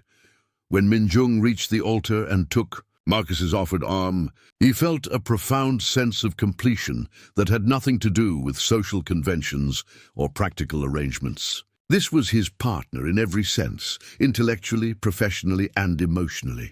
Whatever challenges their future might hold, they would face them together with combined strengths that neither could have achieved alone. Pastor Henley's ceremony was masterful, weaving together traditional wedding vows with acknowledgments of the unique circumstances that had brought them together. His words spoke of divine providence working through human complications, of love emerging from unexpected sources, and of the frontier's capacity to transform strangers into family. The congregation listened with rapt attention, many wiping away tears as the pastor articulated the hope and possibility that their union represented. The exchange of vows proved more emotional than Marcus had anticipated. When Min Jung spoke her promises in carefully practiced English, her accent lending exotic beauty to familiar words, he felt his throat tighten with emotion. Her commitment was freely given, despite everything she'd sacrificed to reach this moment. When his turn came, Marcus found himself speaking not just ritual promises, but genuine declarations of partnership, respect, and love that surprised him with their intensity. The ring ceremony presented a unique challenge that the community had solved with typical frontier creativity. Marcus had purchased a simple gold band from the general store, but Minjung surprised everyone by producing a delicate silver ring decorated with intricate Korean patterns, a family heirloom she'd somehow managed to preserve throughout her journey. The exchange of these different symbols seemed to perfectly represent their union of distinct traditions into something new and beautiful. When Pastor Henley pronounced them husband and wife, the church erupted in celebration that could probably be heard in the next county. The congregation's enthusiasm reflected genuine joy rather than mere social obligation. These frontier families understood the courage required to build new lives from uncertain beginnings, and they recognized in Marcus and Minjung's story a reflection of their own experiences with transformation and hope. The wedding reception took place at the ranch, where the community had created an outdoor celebration that rivaled anything seen in more civilized territories. Tables groaned under the weight of contributed dishes representing every family's best recipes, while musicians from various ranches combined their talents into an impromptu orchestra that filled the mountain air with melodies both familiar and foreign. Minjung's integration into frontier social customs proved as natural as her adaptation to ranch life. She moved gracefully through conversations with women who weeks earlier had viewed her with suspicion, sharing stories and advice with the easy camaraderie of established friendships. Her laughter rang out frequently, a sound that transformed the atmosphere of every group she joined. Marcus found himself the recipient of congratulations and advice from men who'd known him for years, but were seeing him in an entirely new light. His transformation from solitary bachelor to family man seemed to have elevated his status within the community, as if marriage to such an accomplished woman had validated his own worth in ways he'd never considered. The celebration's highlight came when Minjung surprised everyone by performing a traditional Korean dance, her movements telling a story of journeys across vast distances and the discovery of new homes. The gathered crowd watched in mesmerized silence as she transformed their rough frontier gathering into something approaching high art. When she finished, the applause was thunderous and sustained, an acknowledgement of the gift she'd given them by sharing her culture so generously. As evening approached and guests began the long journeys back to their scattered ranches, Marcus and Minjung found themselves alone for the first time as husband and wife.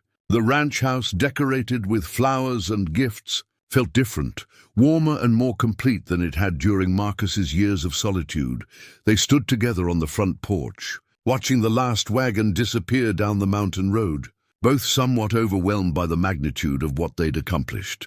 From their first confused meeting at the train station to this moment of genuine partnership, they'd navigated impossible circumstances and emerged stronger than either could have imagined. "No regrets?" Marcus asked softly, taking Minjung's hand in his. She smiled, the expression radiant in the starlight. "Only one regret," she said, her English now flowing with increasing confidence. "I regret that my grandfather cannot see how his granddaughter found new life in America. He would be proud."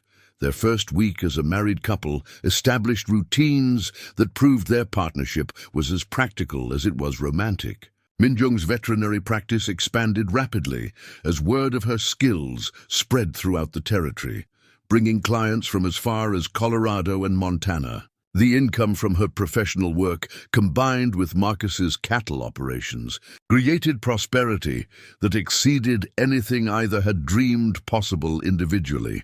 More importantly, they discovered that their different backgrounds created complementary strengths rather than divisive conflicts. Minjung's scientific approach to animal care revolutionized ranch productivity, while Marcus's practical knowledge of frontier conditions grounded her theoretical understanding in reality. Their professional collaboration was seamless, each enhancing the other's capabilities. The threat from Morrison Matrimonial Services materialized one final time, 3 weeks after the wedding. Charles Whitmore returned with legal documents and 2 federal marshals, claiming that Minjung's marriage was fraudulent and demanding her immediate deportation. It was their most serious challenge yet, one that could have destroyed everything they'd built together. The confrontation took place in Sheriff Murphy's office, with Mayor Garrison and Doc Matthews serving as witnesses. Whitmore's accusations were serious. He claimed that Min Jung had violated the terms of her visa by marrying someone other than the person specified in her original documentation. According to his interpretation, her marriage to Marcus was legally invalid. Min Jung's response was calm and devastating. She produced documents from her traveling case that none of them had seen before, her original contract with Morrison's organization, written in Korean and English, which specified that she was seeking marriage to an American rancher named Marcus Thompson of Wyoming Territory. The contract Whitmore was citing contained different language entirely, clearly proving that multiple versions had been created for different purposes. Doc Matthews's medical examination of her veterinary credentials provided additional evidence of Morrison's fraud. Her diplomas and certifications were genuine, issued by legitimate Korean institutions, contradicting Whitmore's claims that her professional qualifications were fabricated. The federal marshals, faced with evidence of deliberate deception by the matrimonial service, began questioning Whitmore rather than supporting his demands. The final blow came when Sheriff Murphy revealed that he'd been conducting his own investigation into Morrison's activities. Several other women had disappeared after being placed by the organization, and there were warrants pending in multiple states for fraud and human trafficking. Whitmore found himself under arrest rather than enforcing deportation orders. With the Morrison threat finally eliminated, Marcus and Min Jung were free to build their future without fear of outside interference. Their first anniversary found them hosting a celebration that drew visitors from across the Rocky Mountain region, all eager to consult with the Korean veterinarian whose reputation had spread throughout the American West. The ranch had expanded significantly, with new buildings housing Min Jung's medical practice and living quarters for the additional workers their success had allowed them to hire. Jake and Billy had been promoted to ranch foreman, their loyalty and competence rewarded with increased responsibility and wages that reflected their valuable contributions. Most remarkably, Min Jung had established a training program that taught basic veterinary skills to ranch hands and farmers throughout the territory. Her systematic approach to education was creating a network of trained assistants who could handle routine medical care while referring complex cases to her expertise. The impact on regional livestock health was revolutionary. Their personal happiness was equally evident. Marcus's transformation from lonely bachelor to devoted husband was complete, his natural warmth and humor flowering under Min Jung's loving attention. Min Jung's own evolution, from desperate exile to confident frontier professional, demonstrated the power of opportunity combined with determination. Standing together on their anniversary evening, watching the sunset paint the mountains in shades of gold and crimson, they reflected on the extraordinary journey that had brought them together. What had begun as an elaborate deception had become the foundation of genuine love, professional success, and community leadership that enriched not just their own lives, but the entire region they now called home. "Do you ever wonder," Marcus asked, "what would have happened if Morrison's scheme had worked as they planned? If you'd ended up with whoever they really intended, and I'd met the real Sarah Elizabeth Morrison?" Min Jung considered the question seriously before answering. "I think," she said slowly, "that some things are meant to be, even when they happen in wrong ways. Perhaps the universe has its own plans that are bigger than human schemes." As if to emphasize her point, a shooting star streaked across the clear Wyoming sky, its brief brilliance illuminating the vast landscape they'd claimed as their own. Whatever forces had conspired to bring them together, fraud, fate, or simple frontier serendipity, had created something beautiful and lasting from the most unlikely beginnings. The lonely cowboy and the determined veterinarian had found their happy ending. not in the fulfillment of false promises, but in the courage to build something real and precious from the wreckage of other people's deceptions. Their story would be told for generations, a testament to the power of love, determination, and the endless possibilities that awaited those brave enough to embrace the unexpected gifts that life sometimes delivered in the most surprising packages. But their story was far from over. As their second year of marriage unfolded, new challenges and opportunities emerged that would test their partnership in ways they hadn't anticipated. The success of Min Jung's veterinary practice had attracted attention from unexpected quarters, including representatives from the territorial government who were interested in establishing formal agricultural programs throughout Wyoming. Governor Samuel Crawford himself visited the ranch during the spring roundup, arriving with a delegation of officials and investors who had heard remarkable reports about the Korean veterinarian revolutionizing livestock care across the frontier. The governor was a pragmatic man who understood that territorial development depended on attracting skilled professionals to remote regions. And Min Jung represented exactly the kind of expertise that could transform Wyoming's economic prospects. "Mrs. Thompson," the governor said formally as he toured Min Jung's medical facilities, "your work here has implications far beyond individual ranch operations. We're considering proposals for a territorial veterinary college, and your experience makes you an obvious candidate for leadership in such an institution." The offer was both flattering and daunting. Establishing a formal veterinary college would require moving to the territorial capital, leaving behind the ranch and community that had become their home. It would mean trading their hard-won independence for institutional responsibilities, though the opportunity to train the next generation of animal medical professionals was undeniably appealing. Marcus watched Min Jung carefully during the governor's visit, noting the excitement that flickered in her eyes when she discussed advanced medical techniques and educational methodologies. He recognized the same intellectual hunger that had driven her to leave Korea, despite enormous personal costs. The question was whether pursuing this new opportunity would enhance their partnership or fundamentally alter the life they'd built. Together, the decision became more complex when they discovered that Min Jung was pregnant. The revelation came just weeks after the governor's visit, transforming their discussions about the future from abstract considerations to immediate practical concerns. Min Jung's pregnancy was proceeding normally, but the prospect of raising a child while managing expanding professional responsibilities created new priorities that hadn't existed before. "We need to think about what kind of life we want for our children," Min Jung said one evening as they sat together planning their response to the governor's offer. "Do we want them to grow up on the ranch, learning to love the land and animals as we do? Or do we want them to have access to the educational opportunities that only cities can provide?" Marcus had been grappling with similar questions. His own childhood in Missouri had been comfortable but conventional, offering few of the adventures and challenges that had shaped his character as an adult. The ranch provided an extraordinary environment for raising children who would be self-reliant, capable, and connected to the natural world. But it also meant isolation from libraries, museums, and the intellectual stimulation that formal education institutions could provide.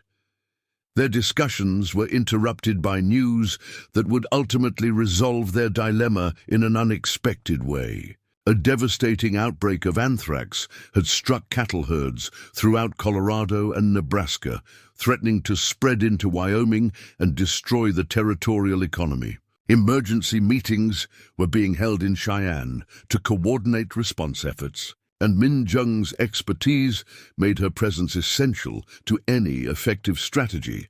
The journey to the territorial capital revealed the scope of the crisis. Entire ranching communities faced financial ruin as infected herds were destroyed to prevent further spread of the disease. Families who had invested everything in livestock operations watched their life's work reduced to smoking funeral pyres that dotted the landscape like monuments to agricultural disaster. Min Jung's Arrival at the emergency conference created an immediate impact.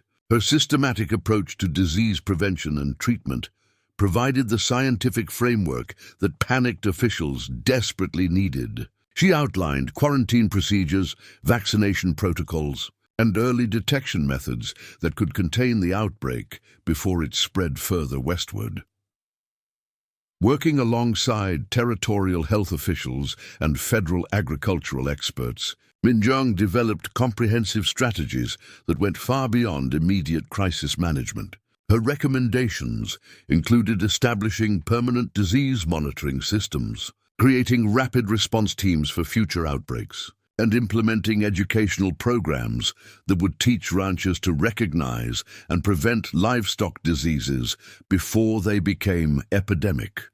The success of these efforts elevated Minjung's reputation from regional curiosity to territorial resource. Newspapers throughout the Rocky Mountain states published articles about the Korean veterinarian whose expertise had saved the Western cattle industry from potential collapse. Invitations poured in from universities, government agencies, and medical institutions, seeking her consultation on everything from livestock diseases to cross-cultural medical practices. Marcus found himself playing an increasingly important, supporting role in Minjung's expanding career.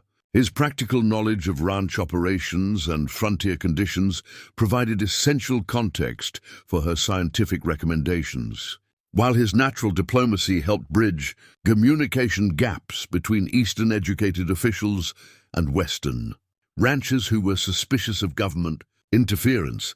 Their partnership evolved into something resembling a traveling medical and educational service. They would spend several months each year visiting ranches throughout the territory, conducting health assessments, treating sick animals, and training local people in basic veterinary techniques. The remaining months were devoted to their own ranch operations and Minjung's research into diseases specific to high-altitude livestock management. The birth of their first child, a daughter they named Grace Kim Thompson, added new dimensions to their already complex lives. Grace inherited her mother's delicate features and her father's sturdy constitution, creating a perfect blend of Eastern and Western characteristics that seemed to symbolize the cultural integration her parents had achieved. Raising a mixed heritage child in frontier, Wyoming presented unique challenges that neither parent had fully anticipated. Grace would need to understand both her Korean heritage and her American identity, navigating cultural expectations that sometimes conflicted with each other. Minjung taught her daughter traditional Korean songs and stories, while Marcus ensured she could ride horses and handle ranch responsibilities with frontier competence. The community's response to Grace was overwhelmingly positive, with neighboring families treating her as something approaching a local treasure. Children from nearby ranches rode considerable distances just to play with the exotic little girl who spoke both Korean and English with equal fluency. Her presence seemed to complete the integration process that had begun with her parents' unlikely courtship. As Grace grew older, her unique background became increasingly valuable in ways her parents hadn't foreseen. The territorial government was working to establish trade relationships with Asian markets, and Grace's bilingual abilities made her useful as an interpreter and cultural bridge. By age 10, she was accompanying her parents to official meetings, where her language skills facilitated communications that would have been impossible otherwise. Minjung's work continued expanding beyond veterinary medicine into broader questions of agricultural development and international trade. Her connections to Korean agricultural experts led to experimental programs that introduced Asian farming techniques to American soil conditions. These projects produced remarkable results, including rice varieties that thrived in mountain valleys and vegetable cultivation methods that dramatically increased crop yields.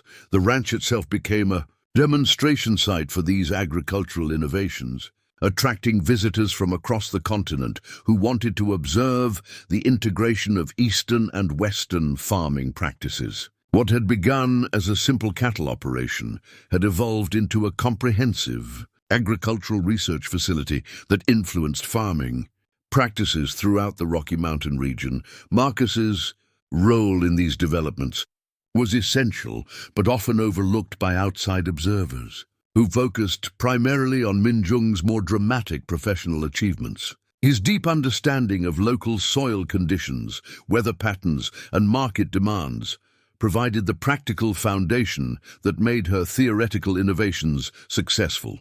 Their partnership was truly complementary, each contributing essential elements that neither could have provided alone. The success of their collaborative efforts attracted attention from federal officials who were developing policies for Western territorial development. They were invited to Washington, D.C. to consult on immigration policies that could attract skilled professionals to frontier regions. The trip was Grace's first journey beyond the Rocky Mountains, and her reactions to eastern cities provided amusing contrasts to her parents' own cultural transitions.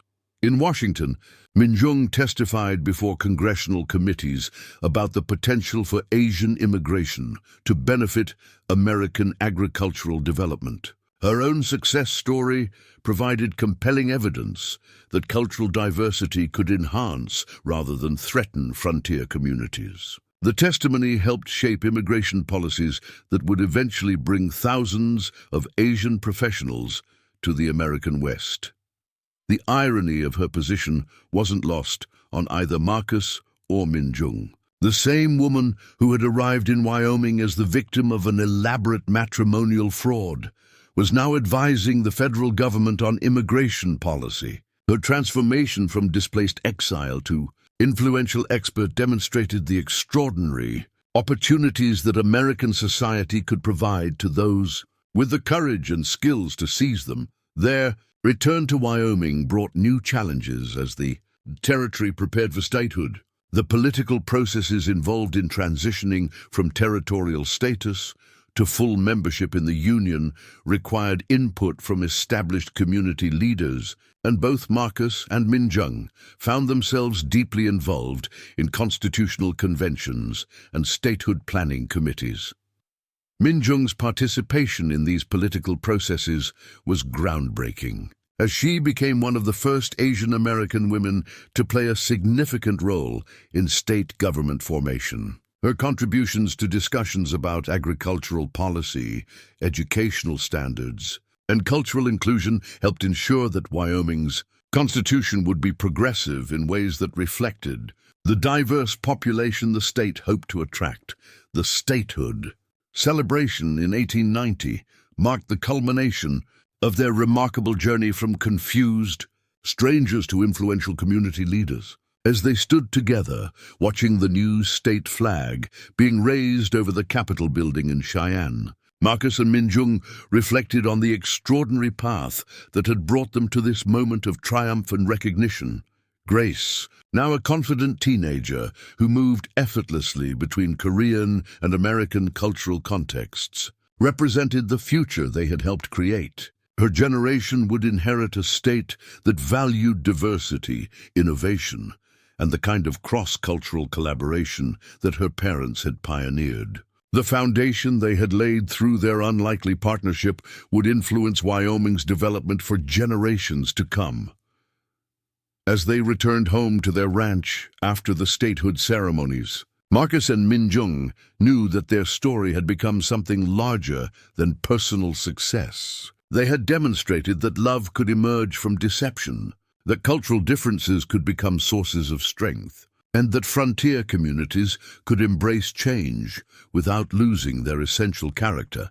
Their legacy would endure not just in the veterinary college that Minjung eventually established, or in the agricultural innovations that transformed Western farming, but in the example they provided of two people who refused to let circumstances define their destiny. They had taken the raw materials of fraud and confusion and built something beautiful, lasting and meaningful that enriched not just their own lives but the entire community they called home. The years following Wyoming's statehood brought unexpected developments that would test their family's resilience in new ways. A severe economic depression struck the nation in 1893, devastating agricultural markets and forcing many frontier families to abandon their homesteads. The Thompson Ranch, however, weathered the crisis better than most, largely due to the diversified income streams that Minjung's veterinary practice and agricultural consulting had created. During these difficult years, their home became a refuge for families facing financial ruin. Marcus and Minjung established an informal assistance program, providing temporary employment for displaced ranch hands and medical care for livestock that desperate owners could no longer afford to treat. Their generosity during the Depression earned them lasting gratitude from neighbors who never forgot the kindness shown during their darkest hours. Grace's education became a particular focus during this period. At 15, she had already mastered 3 languages and demonstrated remarkable aptitude for both scientific and artistic pursuits. The question of her future education required careful consideration, as the local schools, however adequate for frontier children, couldn't provide the advanced instruction her talents deserved. The solution came through an unexpected source. Professor Elizabeth Blackwell, the first woman to receive a medical degree in America, had heard about Minjung's work and wrote requesting that Grace be allowed to attend her private academy in New York. The invitation represented an extraordinary opportunity, but it also meant separating their family for the first time since Grace's birth. After months of agonizing deliberation, they decided that Grace's educational opportunities outweighed the pain of temporary separation. The parting at the train station was emotional for all 3 family members, but Grace's excitement about her upcoming adventures helped ease the sorrow of goodbye. Her letters home would chronicle not just her educational progress, but her growing understanding of the broader world beyond Wyoming's borders. Meanwhile, Minjung's veterinary college had finally received formal authorization from the state legislature, with construction beginning on a campus adjacent to the University of Wyoming. The project represented the culmination of nearly a decade of planning and fundraising, creating the first institution in the American West specifically dedicated to training veterinary professionals for frontier conditions. The college's innovative curriculum reflected Minjung's unique perspective on animal medicine. Students learned traditional Western veterinary techniques alongside Eastern approaches to animal care, including herbal remedies and holistic treatment methods that proved remarkably effective for frontier conditions. The integration of these different medical traditions created graduates who were uniquely qualified to address the diverse challenges of Western livestock management. Marcus found his own role evolving as the college developed. His practical knowledge of ranch operations made him an invaluable instructor in courses that addressed the business aspects of veterinary practice. Students learned not just how to treat sick animals, but how to build sustainable practices that could serve scattered rural communities across vast distances. The college's first graduating class included students from across the nation and several from foreign countries, all drawn by the unique educational opportunities that Minjung's program provided. Among the graduates was Thomas Chen, a young Chinese-American man whose family had immigrated to California during the gold rush. His success in the program helped establish the college's reputation for welcoming students regardless of their ethnic background. Grace's letters from New York provided fascinating insights into Eastern society's attitudes toward the West and its inhabitants. Her classmates were initially skeptical about her frontier background, assuming that someone from Wyoming must lack sophistication and education. Grace's quick wit and comprehensive knowledge soon dispelled these prejudices, earning her respect. That extended to admiration for the parents who had provided such exceptional preparation for academic challenges. Her experiences in New York also deepened Grace's appreciation for her unique heritage. Surrounded by classmates from conventional backgrounds, she began to understand how extraordinary her childhood had been. The combination of Korean cultural traditions, American frontier experiences, and cutting-edge scientific education had created perspectives that none of her Eastern peers possessed. During her second year in New York, Grace wrote excitedly about meeting Dr. Mary Edwards Walker, the Civil War surgeon and women's rights advocate. Dr. Walker had heard about Min Jung's work and was eager to learn about the Korean veterinarian, who had achieved such remarkable success in a male-dominated profession. Their meeting led to correspondence between the two women that would influence Min Jung's growing involvement in women's suffrage movements. The suffrage question had arrived in Wyoming earlier than in most states, with women gaining the right to vote in territorial elections as early as 1869. Min Jung's participation in this political process was groundbreaking, making her one of the first Asian American women to exercise voting rights in American elections. Her involvement in women's political organizations brought national attention to Wyoming's progressive policies regarding gender equality. This political engagement led to invitations for Min Jung to speak at women's rights conventions across the country. Her speeches combined personal narrative with broader arguments about the economic benefits of gender equality, using her own success story to demonstrate how societies prospered when they utilized all available talent, regardless of gender or ethnicity. Marcus supported these speaking engagements enthusiastically, often accompanying Min Jung on travel to major cities, where her presentations drew large audiences.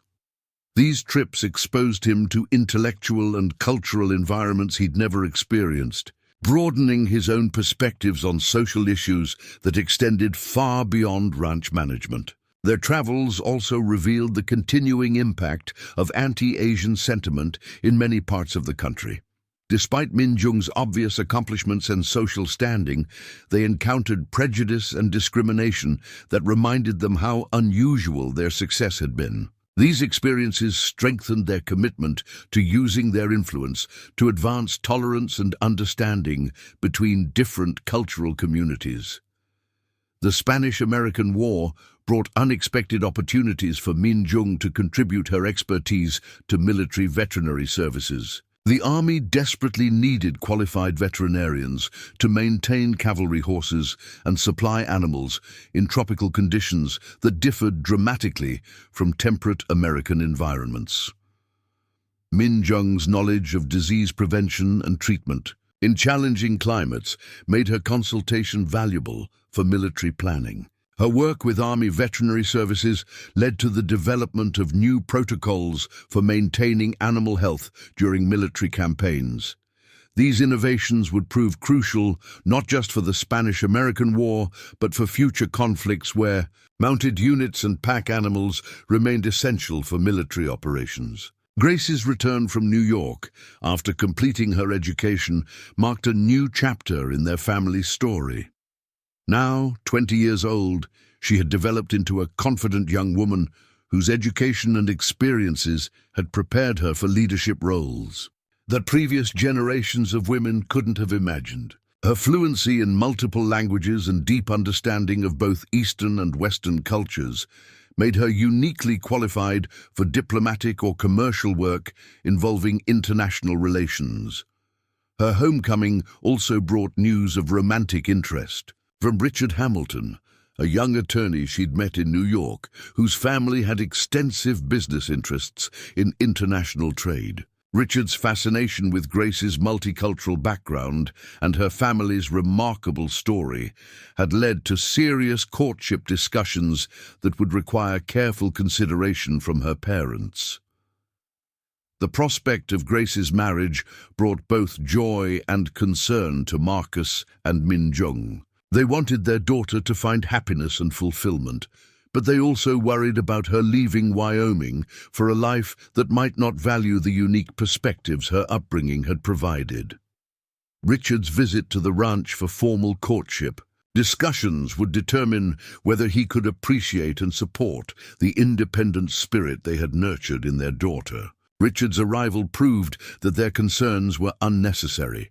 The young attorney was genuinely impressed by the ranch operations, fascinated by Min Jung's veterinary work, and respectful of the cultural traditions that shaped Grace's identity. His own background included extensive travel and international business experience that had taught him to value diversity and innovation rather than fear them.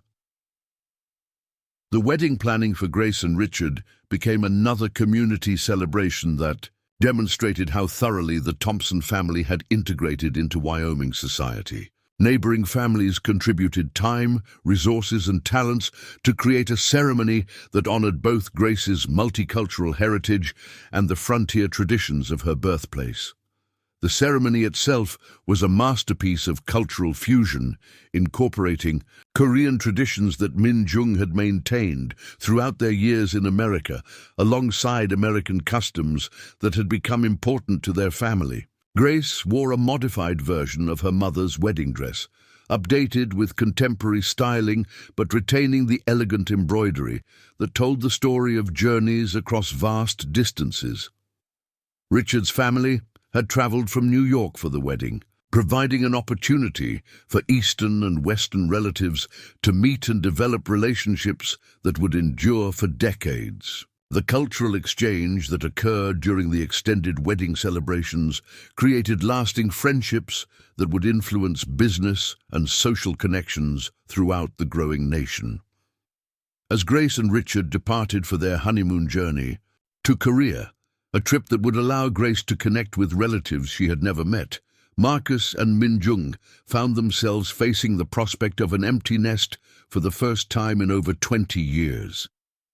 The adjustment was challenging, but it also created opportunities for them to pursue interests and projects that had been postponed during the intensive years of child rearing.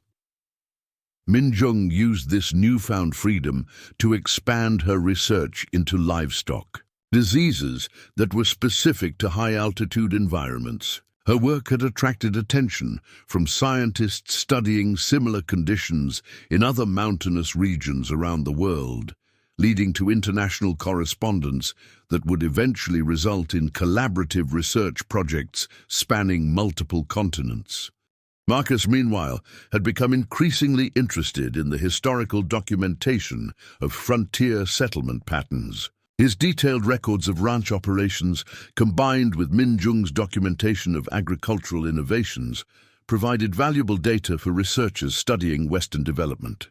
Their collaboration on these historical projects revealed patterns and trends that would influence policy, decisions about future territorial development. The dawn of the 20th century found the Thompson family well-positioned to continue their influence on Wyoming's development. Grace's marriage had created connections to international business networks that would prove valuable as the state's economy continued evolving. Min Jung's veterinary college was producing graduates who carried innovative approaches to animal care throughout the expanding Western territories. Their story had become legend throughout the Rocky Mountain region, inspiring other families to embrace the cultural diversity and innovation that had become hallmarks of frontier development. The matrimonial fraud that had brought them together was now remembered primarily as the catalyst for one of the frontier's greatest success stories. As they stood together on their ranch porch, watching another spectacular mountain sunset paint the sky in brilliant colors, Marcus and Min Jung reflected on the extraordinary journey that had transformed them from confused strangers into influential community leaders. Their love had grown stronger through every challenge they had faced, creating a partnership that had enriched not just their own lives but the entire region they had helped to build. The future stretched ahead of them, filled with possibilities they could hardly have imagined.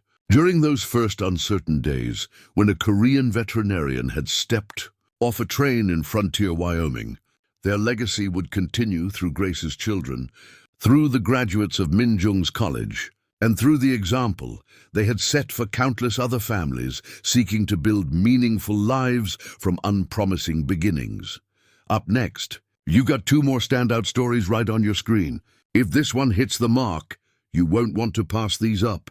Just click and check them out. And don't forget to subscribe and turn on the notification bell so you don't miss any upload from us.